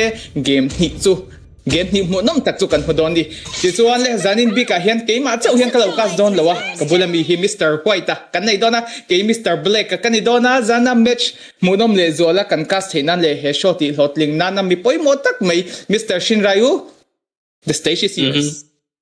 Thank you, Chak Lutuk. Yes, chocolate. Yes, we're gonna have a Chak Lutuk match for here. Seoul, they have 1 point advantage. Revolution, they need a 2-0 for qualifying. I think Malsam has already mentioned all of that. But again, ladies and gentlemen, let me do the English intro for you all. Welcome to the MEX FEAI Grand Fest 1, where we not only talk about MLBB, we talk about different games. We talk about BGMI, FCPC and mobile. We talk about Dota 2 and especially the chess. So all these games are going to be played in the Grand Fest. And you know what, ladies and gentlemen? Malsam already leaked something. We're going to have a cosplay and food stalls too. So, To me, your Okay, this is opinion loud. matters. I'm sorry. I did not mean to say it too loud. But again, ladies and gentlemen, I'm going to be very quiet about the LAN tour, right? It's going to be happening in Ardeng Tuama Hall, Aizawl, Mizoram, 16th, 17th, and 18th of October. Be there. Okay? Don't tell Malsam that I said this to you. Otherwise, it's going to kill me. But again, hey, we are here for the third match, game number 1. Revolution onto the blue side and Seoul onto the red. So, Malsam, the draft already here. You go there for Okay, thank you analyzing. for giving me the draft. Thank you so much. This is going to be another burden Mr. Shinryu is going to give me. Like he wants to make me suffer. He doesn't want to do the analysis. He put me here. I mean, like it's just my acting skills. Okay, like I am one heck of a really good in this drama script and all. One day, if you see a really famous Mizo film star, know that his name will start with M, and yes, it's none other than your fellow friend Melsom, who is casting alongside with you. But keeping that aside for now, I should say Team Seoul, even if they are up against their fellow, I mean, let's just talk in like a Mizo scenario for now. Like there might be some people or some teams who are watching outside from Mizoram. Thank you so much. But let's just talk it. I mean, let's just take it a little bit into the Mizoram community side. We can say that Team Zohan are the best. And also in Team Zohan, we never put Team Zohan at the very top. We used to put just beside them, like in the number 1 spot. Like right next to them, we used to put Team Step Bros, that is also like the Seoul. And there are sometimes when they used to surpass them. Like for the entire season, they used to be dethrone them. Somehow, they just keep on switching their position. Okay? So that is how big Team Seoul are. And when it comes to the fan base, the community, and like the love, the support, Team Step Bros, Team Seoul, even if it is just a base of 1 round of 256, like a huge weight of their fans would always come. They are always so supportive among each other.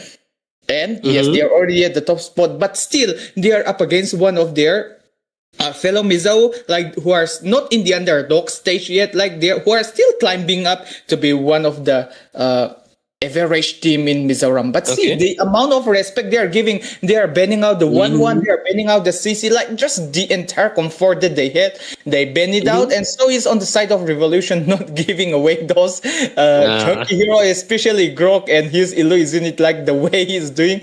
he literally solo carry. I mean, that's powerful he is. But for now, we can see that both teams are respecting a lot. But I was not expecting Seoul to give them this much respect against the drafting stage. But look at here, any retail ban, this is quite something new. But look at here, Toby is going to play the Ruby. And what can we expect? Can we expect a Granger?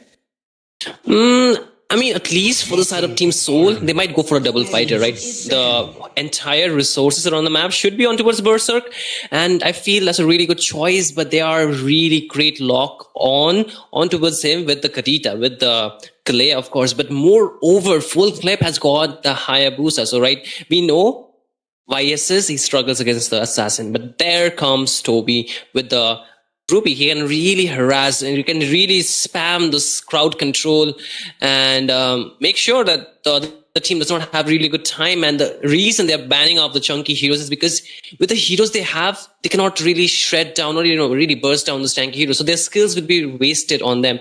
And the more they kind of can choke down the EXP or the frontliners, the better time they will have taking down the squishy members. But again, the EXP, it's going to be really interesting because neither of the team has picked it and a lot of heroes have been banned.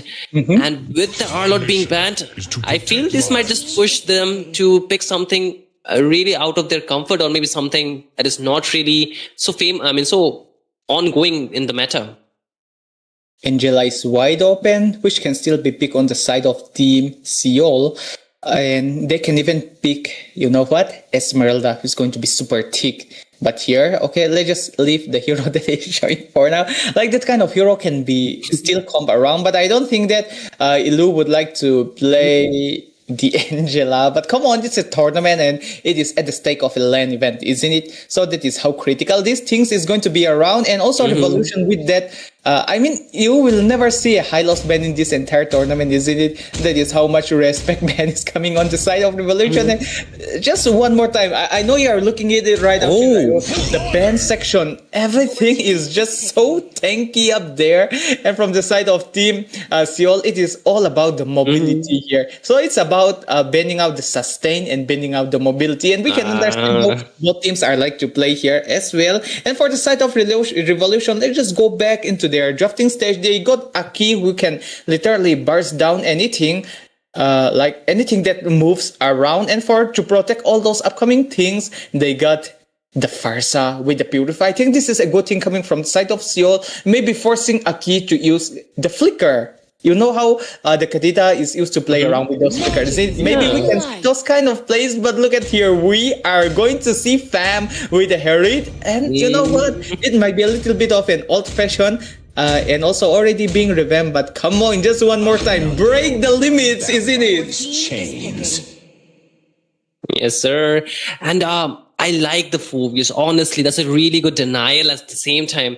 And work really good with the dash-based heroes. And that's two great factors that they can really use on the draft. Revolution really stepping up with the trap. The Esmeralda is open. A good pick when you're going against the Harith as well as the Phobias. But again, if you're not in the lead, the Esmeralda can again being really squishy without the items. But again, I'll throw back to you again, Malsam, for this one.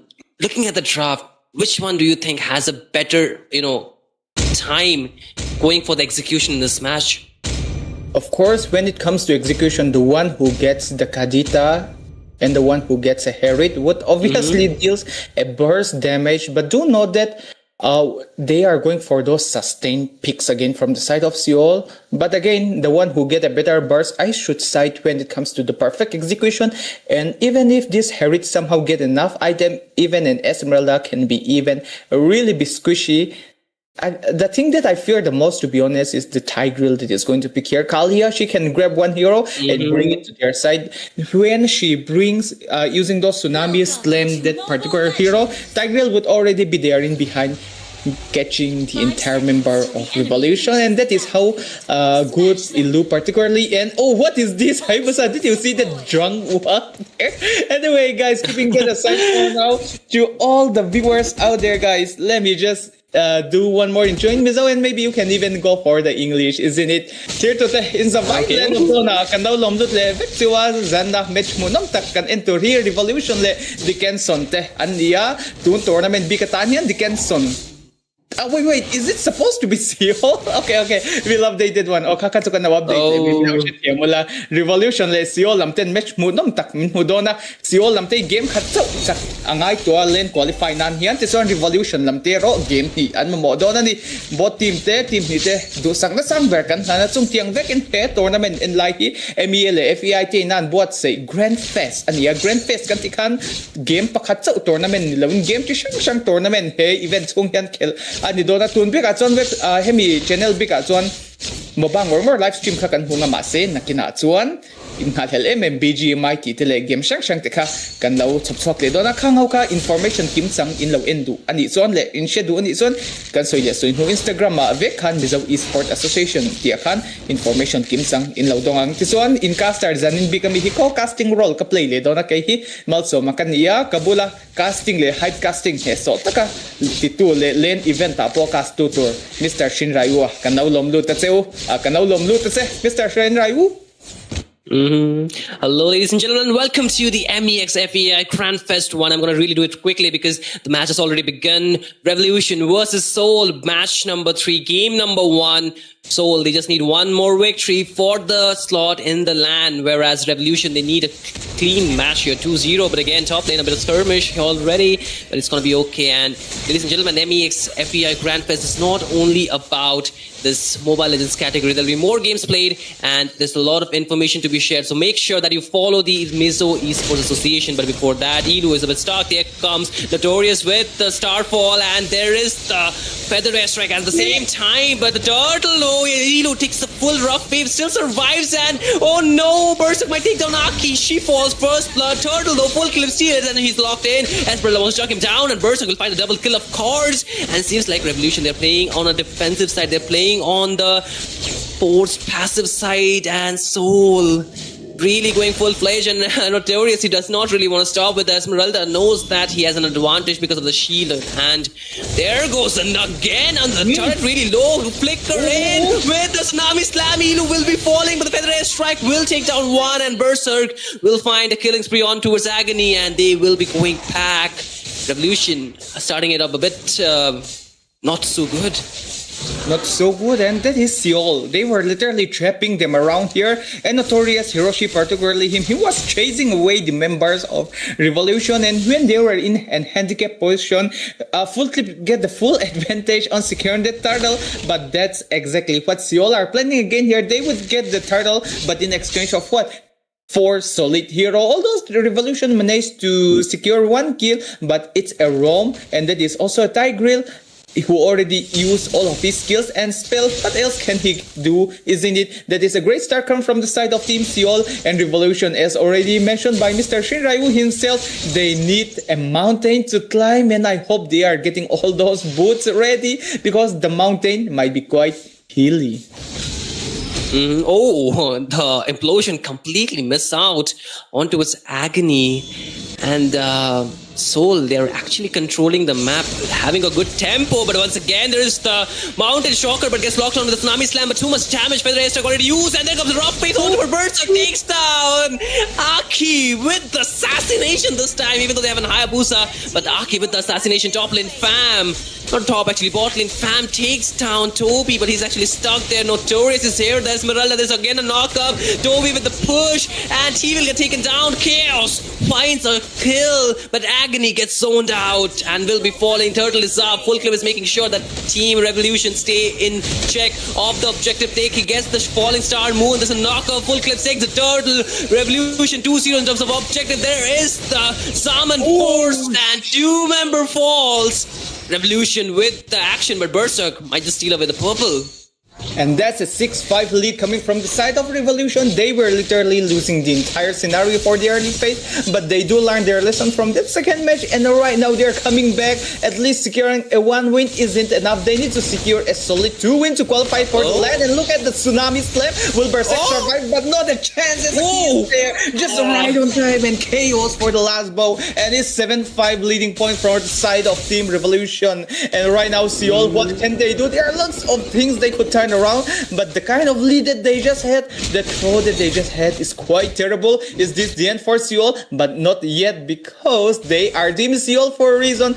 Another play is coming up as Ilu get the flicker and the implosion ready to wrap this thing up. But for now, guys, the first turtle and the second turtle is being slain. The third turtle is coming up within less than 1 minute. So Mr. Shinryu, I heard that we got tons of beautiful girls in the live stream chat there. Goodbye, I'm going offline. Oh my god. Malsa making sure that attendance is clear. Check, but don't forget your attendance at the Ardeng Tuama Hall on the 16th, 17th and 18th of October 2025 for the LAN, of course. But Notorious going for a 2v1. There is full clip. He goes in with the Ogi Shadow kill too, but will it get enough damage? Not really. Quad Shadow back up and Turtle is up again. Bot lane Mountain Shocker being used on towards Fam, and there is the implosion on towards Agony though, but he's too tanky. Feather S Strike used up. Lot of resources being burned up before the turtle even spawns in. Is it a good call? Revolution, they might have a lot of to answer here. Again, the falling star moon here, but not really finding the target. And Soul, they have not really started even the turtle, so Revolution, they might have a chance here to contest. A chance because all members are going to be there as Chaos literally wrecking around with his phobias, the demonic charge and all those plays, and literally flick out to zone out Berserk. Literally, this might be the opening and the Tsunami Slam. Would this be a changer, Mr. Shinryu? Uh-oh, there is the damage, and Turtle is again on the full clip, but they will be finding more shutdown. Chaos gets traded down from the side of Revolution, but they find 2 members from the side of Soul, and they're really going in. There's a knock-up on the 3 members. Bam!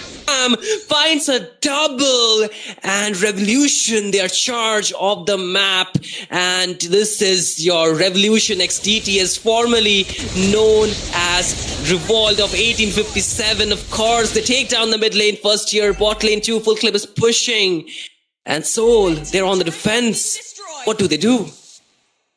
They just lost to first tier turret, and the map is going to be wide open for the side of Revolution. And bam! You are the gold laner. Literally, he's getting all those damage, diving straight, and it's King Blade. Come on, it's King Blade that they are diving against. He's not going to take it lightly, but come on, the lead is onto their side. 11-6, Agony providing necessary vision, and Elu is going to use the explosion just to pick off a single hero that is so committed. And oh my gosh, Mintley, are you that serious? Literally using Furious back there as well. Topi literally tried his best to zone out full clip for the time being, but I guess Mr. Chaos is going to secure that blue buff as well. 11-7 game, a little bit favoring the side of Revolution. Let's see how the game turns around as the Lord is going to spawn at 40 and the fight is going wild again here.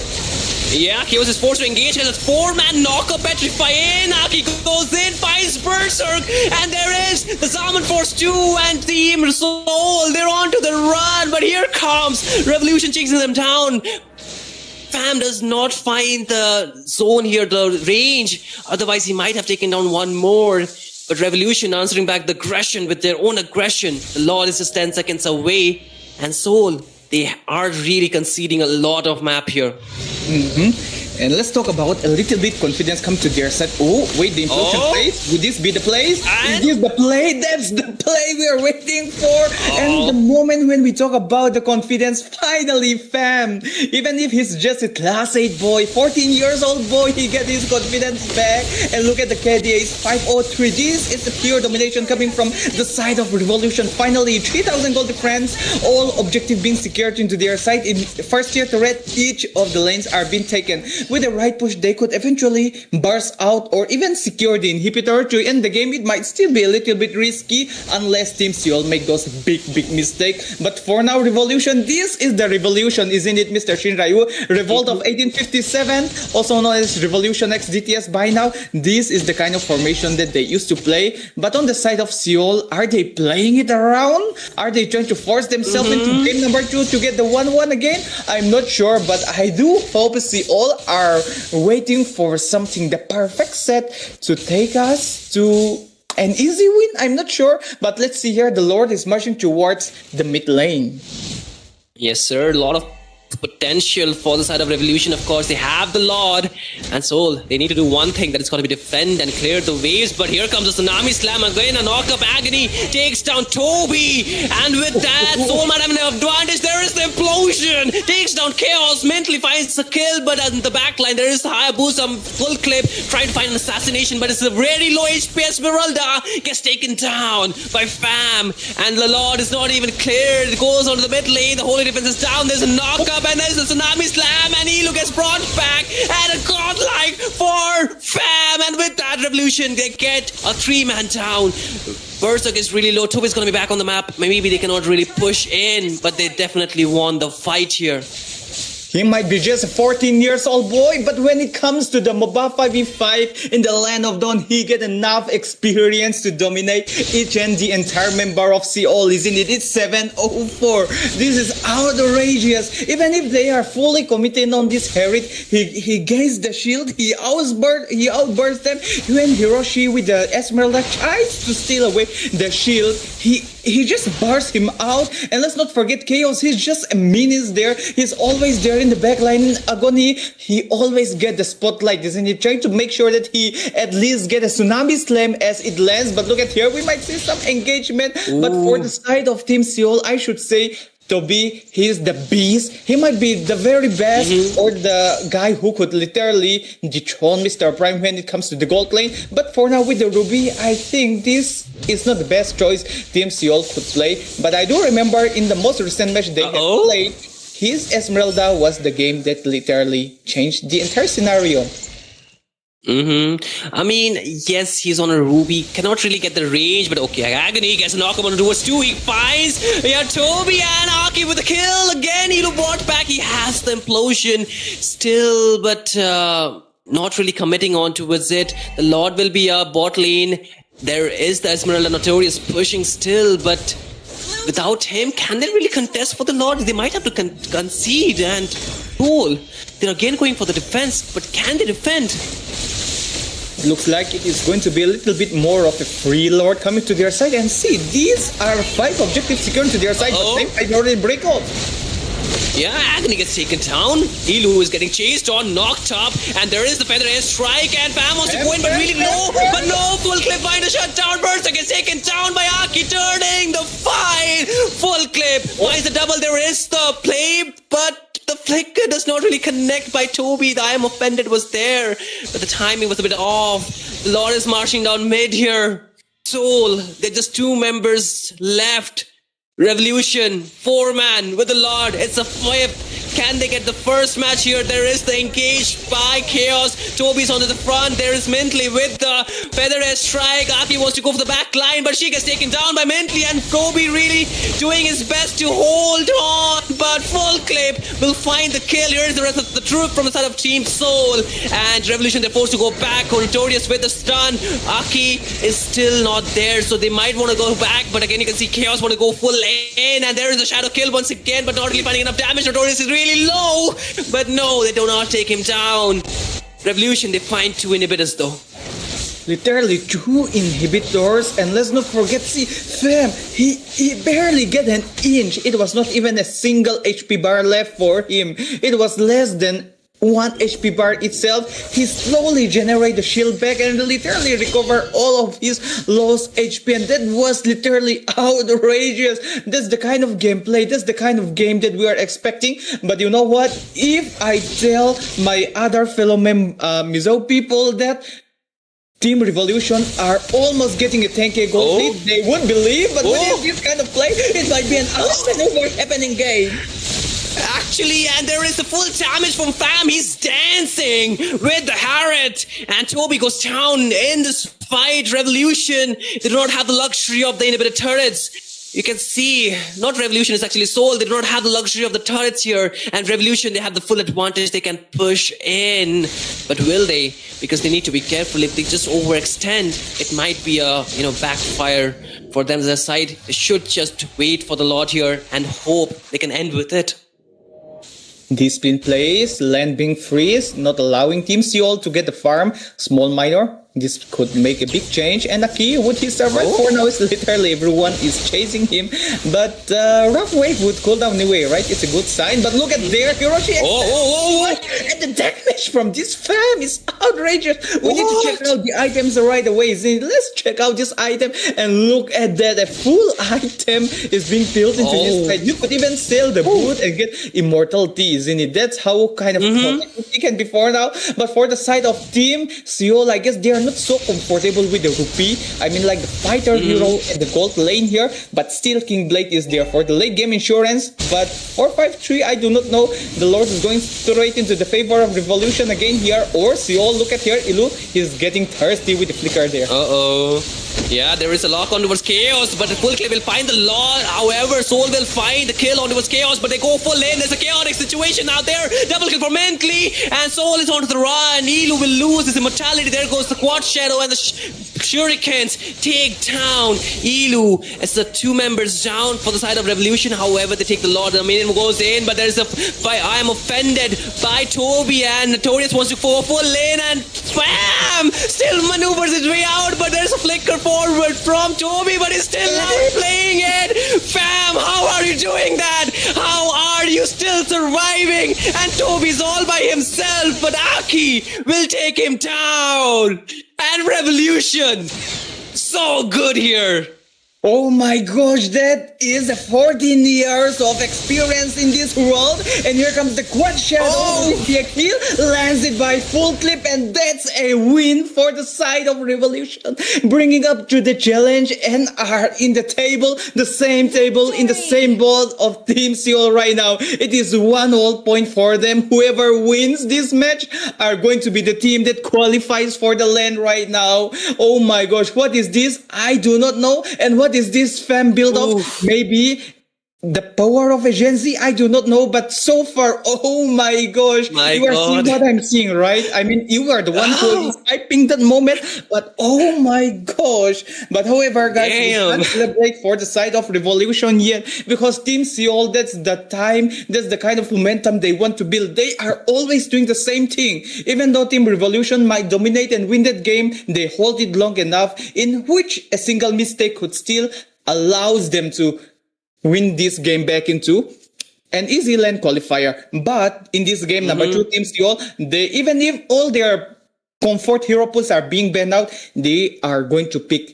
the hero pool that used to let them qualify in every LAN tournament that they played. Every LAN tournament that they had participate so far, they always qualify. That is Team Step Bros, that is Team Seoul. That is what we are going to see tonight, Mr. Shinryu, in this game number 2. It is going to be epic. This is going to be dangerous. I hope. Wait, Mr. Shinryu.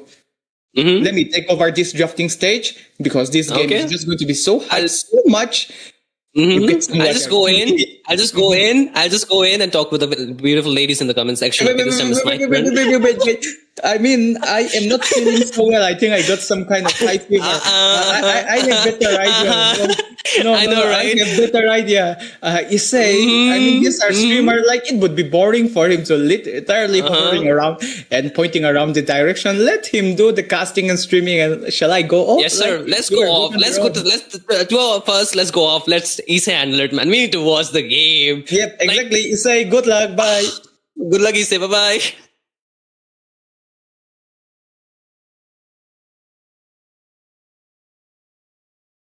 This man is literally crying internal. All right. We're gonna do that. Yeah, we won't. Actually, it would be fun to see the POV of Debbie, isn't it? Remain.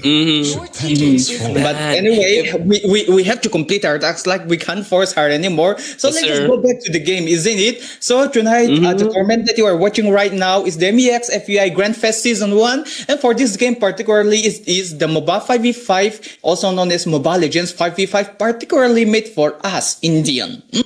So make sure you play the correct game. The Mobile Legends Bang Bang, of course you can still play it, but do know that it is a banned application. And if you played that one, maybe the government might not favor you doing all these things. There's anything such as arrest happening around, but come on, the Vista Games are doing such a big thing for us by developing this game just for us. So let's just, do them a favor as well by simply playing. That's all they are. Simply playing the game that we love into a better version that is made by the Vista Games just for us Indian. Okay, I almost messed it up, but slightly cover up. Of course, I am never good in my English casting, but thanks to Mr. Shin Raiwu, I have improved a lot, and thank you so much for that one. And yes, let's go to drafting stage. It is going to be a Lancelot and 1-1 being banned from the side of Revolution, and for the side of Team Seoul, of course, true respect ban of a Kadita and a CC coming right out. Yeah, I mean, they need to put the respect, but why? Where's the Harith ban? I'm waiting for that, honestly. I don't believe that dude is 14 years old, man. He's playing like he's a veteran. Like, what was that play? It was out of the mind. Crazy. Like, you need to put respect on towards fam. He might just turn out to be the new EXP, not the EXP, the gold standard for India, of course, if he just plays like this. And talk about closer. This game cannot be more close for either of these teams, right? Both team has an equal chance in qualifying for the LAN, ladies and gentlemen. This is a best of one at this point. MEA is waiting for the last slot to be filled, and it will be either of this team. Revolution, they are still not qualified yet. Neither is Seoul. So this outcome is going to make or break the history. We need to watch which team is going to be going for the 8th slot for the LAN. The 7 of the team, they're already waiting. And if you want more information on the team, make sure you follow the Mizo Esports Association on the Instagram page, of course, and get updated about the LAN as well as the rest of the proceeding of the tournament. And like it's already said, this is a grand fest. And a grand fest is not only about the MLBB or Mobile Legends 5v5 category. And like Malton said, download the correct app, ladies and gentlemen. This is MOBA 5v5 by Vista Games. So yeah, and there will be more games and more ways for the teams to, the players from different games to show their talents. It's going to be BGMI, FCPC as well as mobile. It's going to be Dota 2 as well as chess. So every sports count, everything will be counting for sure. And moreover, there will be a content creation contest as well. If you're a newly budding content creator, make sure to be updated about that as well. But again, talking about this game, talking about the draft, Berserk is going to get his hand on towards the YS, as it seems. As already mentioned, Revolution might be celebrating that game for now. Now, Seoul, I can sense, I used to feel this thing in me like the Spider-Man sense. Do you know that thing? Yeah, every time in every tournament, like any LAN that we host, like Zauhan or Team Seoul, when they are in this kind of state, they used to give me this thingy feeling in which they always did it and always give us a great show and qualifies to the LAN. I am feeling something that is coming from the side of Team Seoul. And yes, it might not be the best thing to hear from me, myself, and for the side of Revolution. But I have been there. I've been in this scenario multiple times. Yes, sir. And I know them well. Like, they're just so good with it. But do keep in mind that this is not always in the same table. Maybe a new thing might turn out. Let's see in the game. That's all we can say. And yes, back to the drafting stage. It is going to be Yi Senshin being picked straight up by the side of Team Seoul. And this time they are going to be really comfortable with this Yi Senshin, because if they pick the Lapu, of course they could take the Esmeralda again. Or if a Lapu is there, they would know other ways in which they could literally turn things into their table. But for now, Mindli Uchiha might like to go for the first sub. If she can just be like and deal that kind of damage, but a Farsa will deal like a splash, like a burst type damage. The DPS and the burst damage is literally going to make a big impact, especially when you get a Yi Senshin, who is the perfect hero for the finish off, isn't it? And also this time it is going to be Ilu with the Kalia. Literally something changed a lot, and it is going to be another Fam with the Harry. And oh my god, can we give a standing ovation? Fam, once again, the young blood, making sure that his name is remembered and is remembered in golden letters. For sure, he will be picking up the Harith once again. Last game, he was dancing around and making sure even when he was just 1 HP away from being taken down, he outplays that. And once again, we will be watching that. Maybe it can be different. Last game, Agony had the Kalea, of course. This time it's going to be into the hands of Elu. Could be turned around. I hope, Toby gets a different hero, maybe a good counter towards the Harith, of course. Esmeralda is banned this time. Didn't really matter. It was open in the last game, but they were able to play against that, right, Malsam? So I feel they should just ban out the goal in a little bit more. Revolution. And for the side of Team Soul, they are banning the EXP. They have not picked their own EXP. So is it a good idea to ban the EXP at this point? Yes, I should say. I mean, let me just start off with a yes. See, Team Revolution, they ban out the Esmeralda. It clearly shows that they would like to pick the Lapu Lapu. And no, Team Soul, they are not going to allow it, and they ban it right away. That is quite obvious. And when talking about obvious, isn't it obvious to ban the obvious when you're going to ban those EXP laner? And that is being banned out. And also the best hero that can literally dish off this kind of hero, such as Yi Sanshin and the far side, none other than, you know what? A Shadow Man, the ninja. The Yes, sir. This is what they're doing. A perfect ban, a respect ban coming from both the side. And this is something else. I mean, this is something new as well. For the side of Revolution, maybe taking out those chunky hero right away might be somehow they would like to favor, like the EXP lane, they're just going to reveal it in this upcoming week. So Revolution, they could take the upper hand, maybe picking those, you know what, the dragon, the Yuzong with the black dragon form, the dragon dance, follow up with the glorious pathway. That's something that they would like to see around. And a real world manipulation and a Zaman force, that is something else. But let's see here. Times is ticking, but we are going to see. No! Every tonight, the entire night. No, I tell you, ladies and gentlemen, not the Esmeralda, but the Hilda is not really performing too well onto the EXP. If it is a roam, I don't have any problem. It can actually bully. It can actually cancel out the feather air strike too. The ultimate from the Hilda can actually cancel out the feather air strike, of course. But I'm very skeptical. There is no CC lock coming in. And yes, they have the stun from the Hylos, of course, but that's about it. They have the slowdown from the Eve, but who's going to mark the back line? They do not have any assassin. Yes, full clip spec is yet to be unlocked here, but I don't know, Malsum. I'm a bit skeptical about the Hilda every time it's getting picked in this tournament. I say it every matches, like Hilda, it fits in the ROM so well, but not in the XP. But you know what? This time it is going to be. It might work at some point. See, it is going to be finally an edit. Like, she can't clear the lane that fast, isn't it? If a Hilda is clearing the lane and even give a hard time for Berserk and Revolution, if they are going for those jungle invasion, maybe that is going to be another formation. And so far, I think this is the only time a Hilda might finally work in the draft that I have seen so far. Like in the other draft, Hilda was always matched up with against hero like a CC who can beat them up in 1v1, or someone who always cleared the lane faster than her. Against an edit, maybe this might be finally a chance for them to shine, but do not, this time it is Ilu with the Kalia. Yes, Ilu with the Kalia. And man with an Harith, man. I don't know which one to support at this point. Like, crazy drafting. Both teams are just going so serious, so... Just give the intro. I mean, I can't take the intro anymore. Yes, sir. Ladies and gentlemen, boys and girl, you're watching the right place at the right time. This is the MEX FEAI Grand Fest Season 1, of course. Soul versus Revolution. An important point in their series, the important point of their journey in this tournament. Both team is going to be at a point where they can qualify for the LAN, and this match will determine that.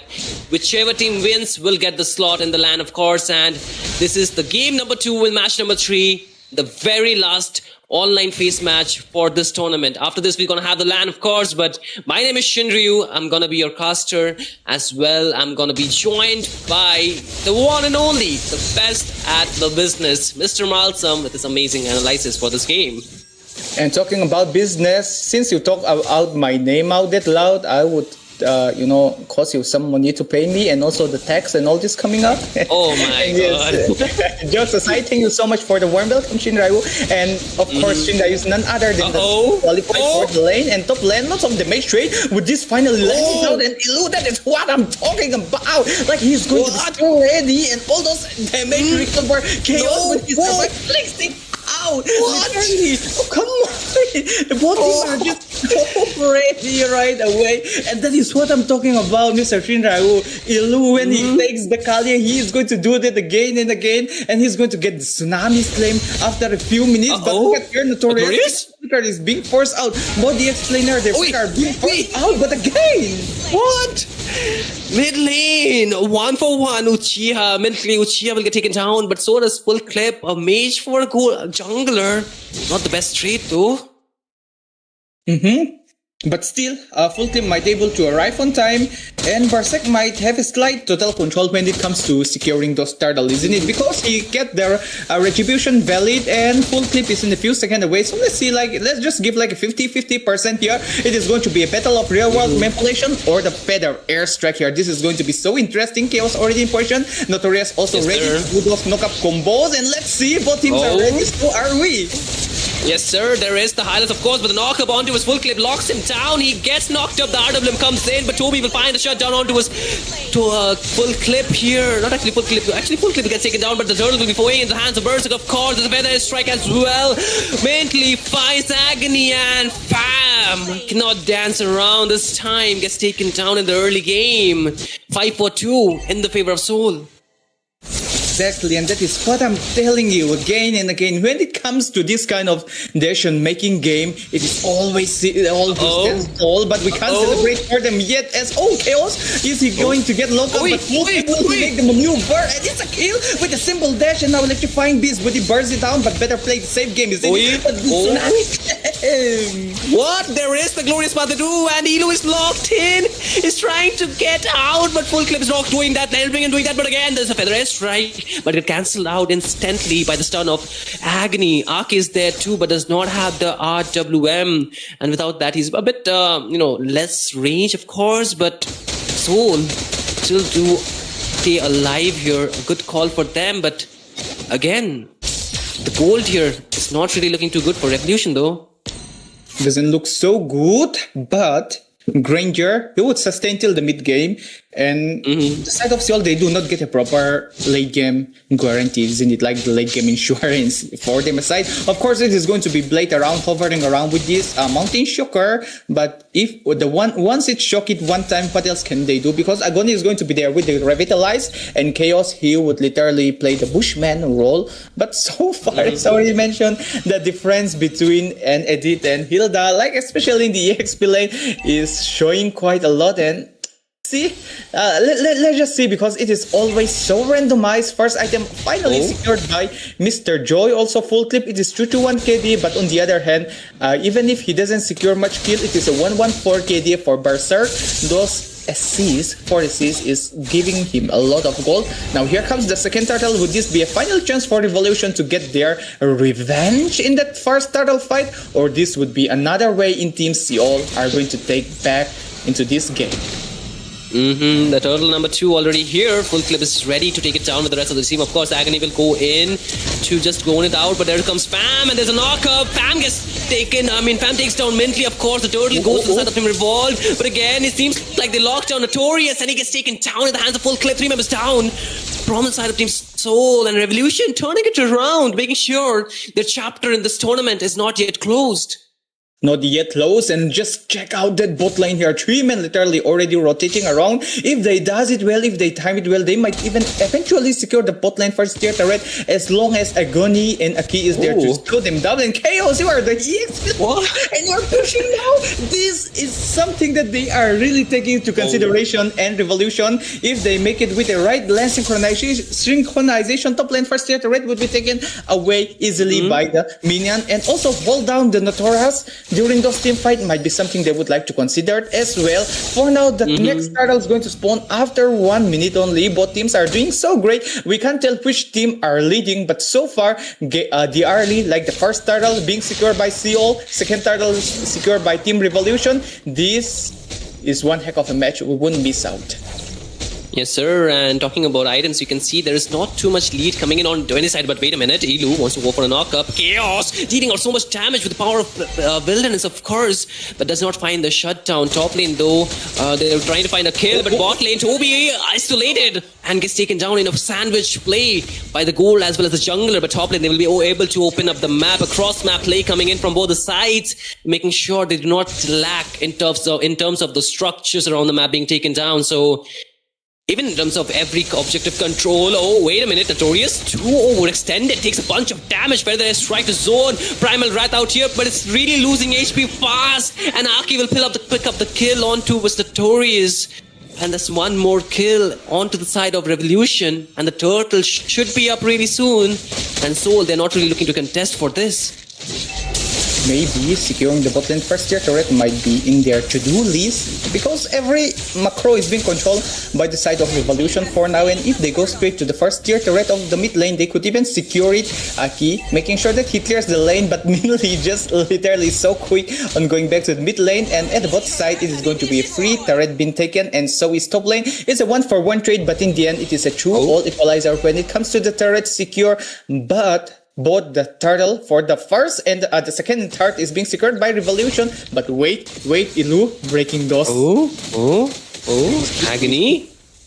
There's a Mountain Shocker though, but not really finding the engage they want to go or commit to.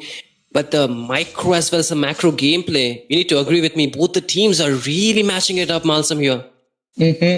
Matching up, and you know what? A Revolution, if they play like this in match number 2, I think they could perform better, to be honest. Like in match number 2, they were literally just sticking inside their... I mean, they are just playing the...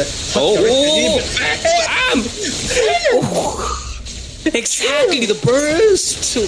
Whoa, but they are going in for the mid lane. You can see there is full clip coming for the flank. Toby's already zoned out. This RWM locking in 2 members. There's a knock onto his full clip, and he gets locked in. Notorious is taken down in the hands of Aki. Burst by the shutdown on towards full clip. They're going over a full-fledged fight. Fams finds Elu here. 3 members down.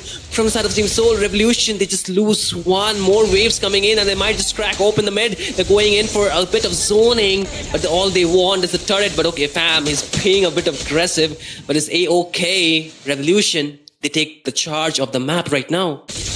In charge of the map, in charge of the macro, and also in charge of the team fight for now. The gold lead up to 2,000 for them. This is something that Team Soul might like to take into a serious, I would say again, consideration. The Lord is going to spawn within a few seconds, and this Lord bot team can participate effectively, and this upcoming fight is going to clearly show which team is going to have the better team fight in this mid stage of the game. And also talking about the perfect combination, Elu with the Tsunami Slam, would this be a game changer? There's the Mountain Shocker 2, Toby guns him down, and there's the full RWM being locked in for the side of Team Revolution, and they want to go for a clap back to a full clip, goes in with the damage, the electrifying beat, but Notorious is locked in. He's using the Primal Wrath, but it's just a few moments before he gets taken down. He finds the mega kill, and a 1-for-1 trade.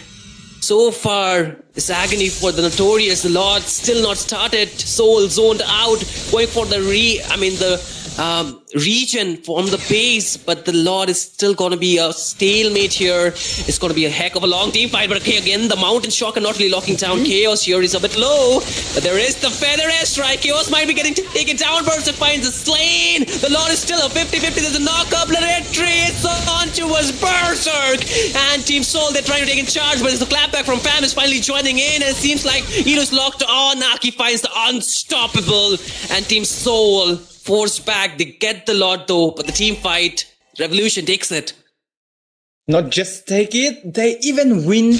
I mean, they don't take it. The Lord falls into the hand of Seoul. Of course, Berserk wins that Lord fight in that secure, as Full Clip literally got zoned out by Luke perfectly, giving Full Clip a hard time to wreck in that tight situation. And let's see, Revolution, would they get a successful defense, because already 3 men are at the bot lane ready to make those plays, while the members of Revolution are literally being torn apart. But Agony is here, a perfect protection that they just need, and also a Purify is going to be there, even a Feather Airstrike trying to literally helping. They could secure the bot lane second tier turret. Good play, great mechanism or a way to use your spell, because the ultimate skills for the Persa with our airstrike particularly doesn't cause much of the cooldown. full clip? So, nope, he won't do now.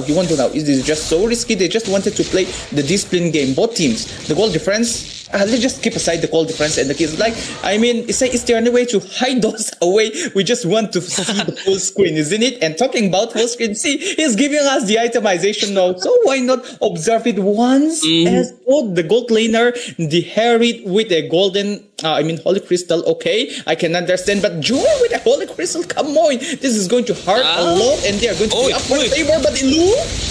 Oh, locks in, but he might be taking down the chaos. It's already down from the hands of Toby. It seems like Revolution wants to fight back, but they do not have full clip out there. Agony takes a lot of damage, and they're still going on trying to give a bit more poke, but here comes full clip onto the backline, gets a knock up by Notorious, and he's low, but it's going to be a turnaround. No, full clips gets out with the rhythm of the Joy as well as the electrifying beat. But the thing is, Revolution, they lost chaos, and they're still a bit not really hesitating to commit back, right?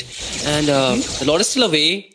But one thing I want to point out here, Malsam, that the entire damage that might be coming out from Revolution is purely magic, except for chaos, right? So magic defense is maybe the way for Soul to go for this game.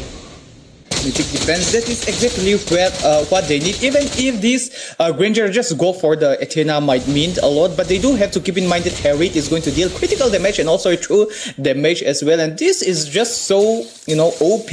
And I mean, talking about OP, how shall we say this again? Chocolate. Yes, it is going to be so chocolate for the side of Miss. I mean, why do I just talk like a non-Miss Salah? Anyway, going back to the Oh my god, I'm bringing out the Hindi side from Malsam. Look at that, ladies and gentlemen, but you need to look out for something. That's going to be the Lord here, Malsam. Both the teams, they're more than ready. Ready, they are up for the challenge because the LAN event is at stake, Mr. Shinryu. Yes, sir.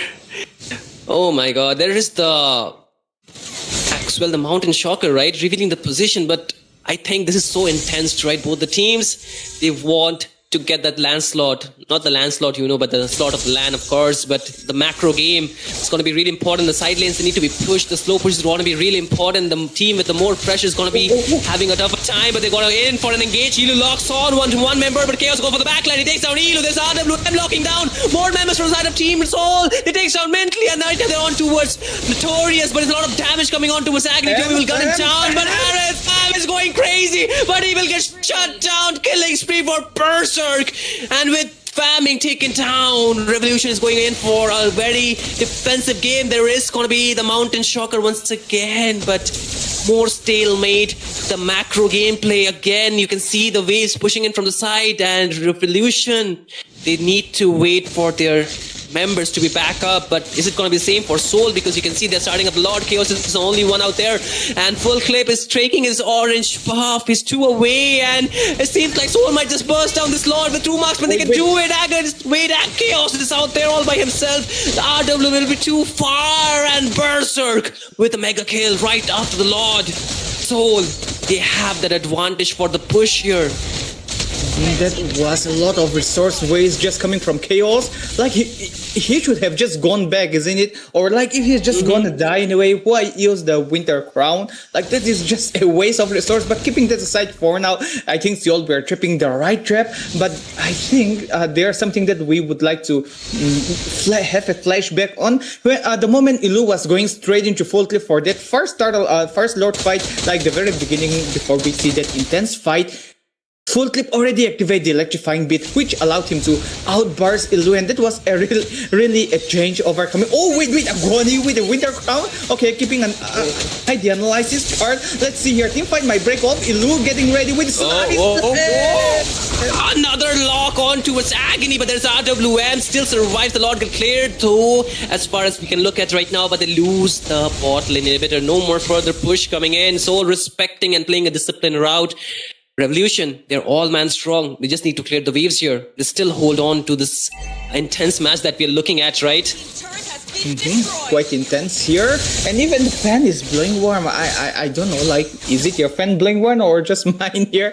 And it is 15-12 when it comes to the kill. When it comes to the killing section, of course, Revolution are taking the lead, but the gold and the total objective secure in terms of turret is again dominated by the side of Team Seoul by securing 47,000 close to 48k, and yes, it just reached now in 7 turret, also an inhibitor at the bot lane that is going to help them secure a lot when it comes to the team fight and literally peeling off the member of the side of Revolution. Let's see how both teams are going to adjust for now, but I think in this kind of situation, okay, like if I am here playing, I might What? Full clip.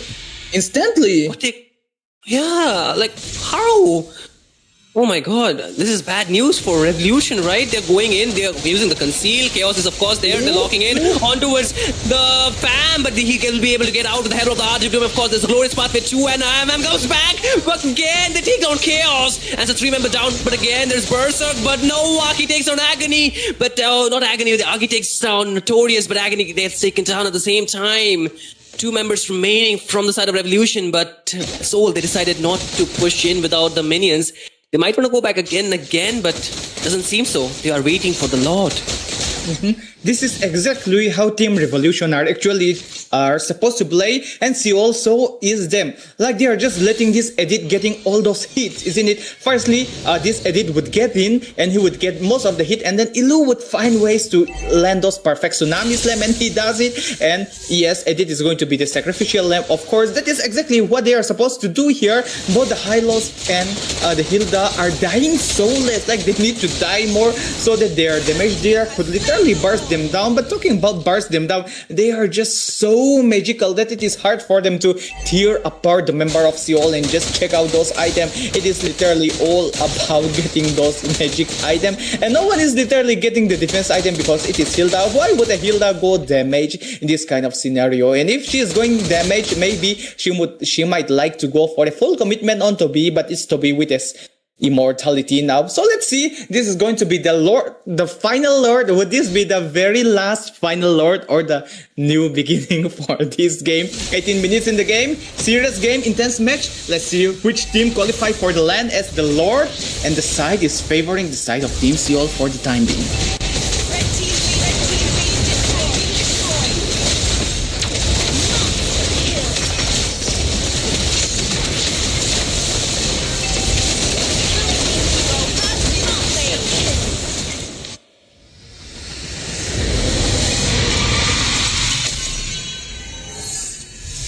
Victory!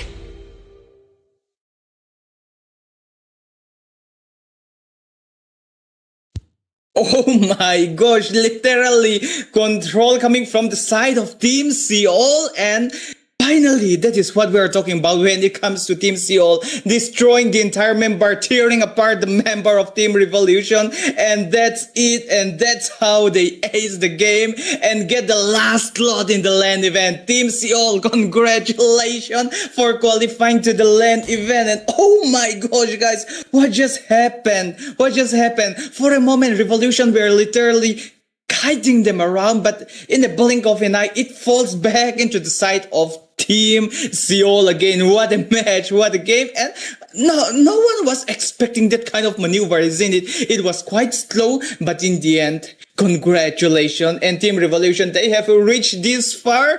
You have done a massive, important thing in this tournament, even giving us one of the most momentum, or how shall we even call it, the highest pressure in this entire tournament in the online phase so far. So hoping to see more of the Team Revolution show, and so is Team Seoul, to let them get ready for those upcoming LAN event. Congratulations to all the team that qualifies for the LAN, and let me just take the opportunity to call out all the teams that advance to the LAN event. Firstly, Team LCF, Zohant, Lafukabi, and Anarchy from Pool A. And for Pool B, we are going to have none other than Team Dickinson, who just qualified tonight. Of course, it is Team Seoul, and the remaining two, which was selected last night, and it's none other than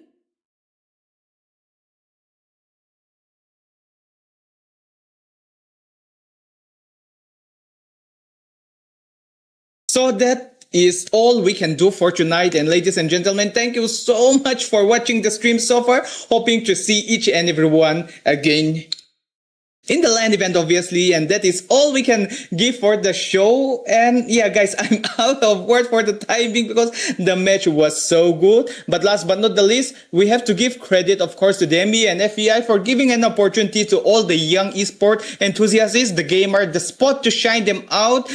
Really hot. And when it comes to the sponsorship, thank you, of course, by CK Hyundai, who sponsored this tournament, our internet partner, Next Gen, for the LAN event particularly, and it is none other than Vista Games who powered this tournament. Last but not the least, it is also collaborated with Don't You Say Esport, and of course, we got another bundle of sponsorship ready for the LAN event. They would be revealed soon, which is actually already revealed. So guys, if you want to check out and know more information and update regarding this tournament, don't forget to check out the Mizzou Esport Association. Thank you so much, everyone.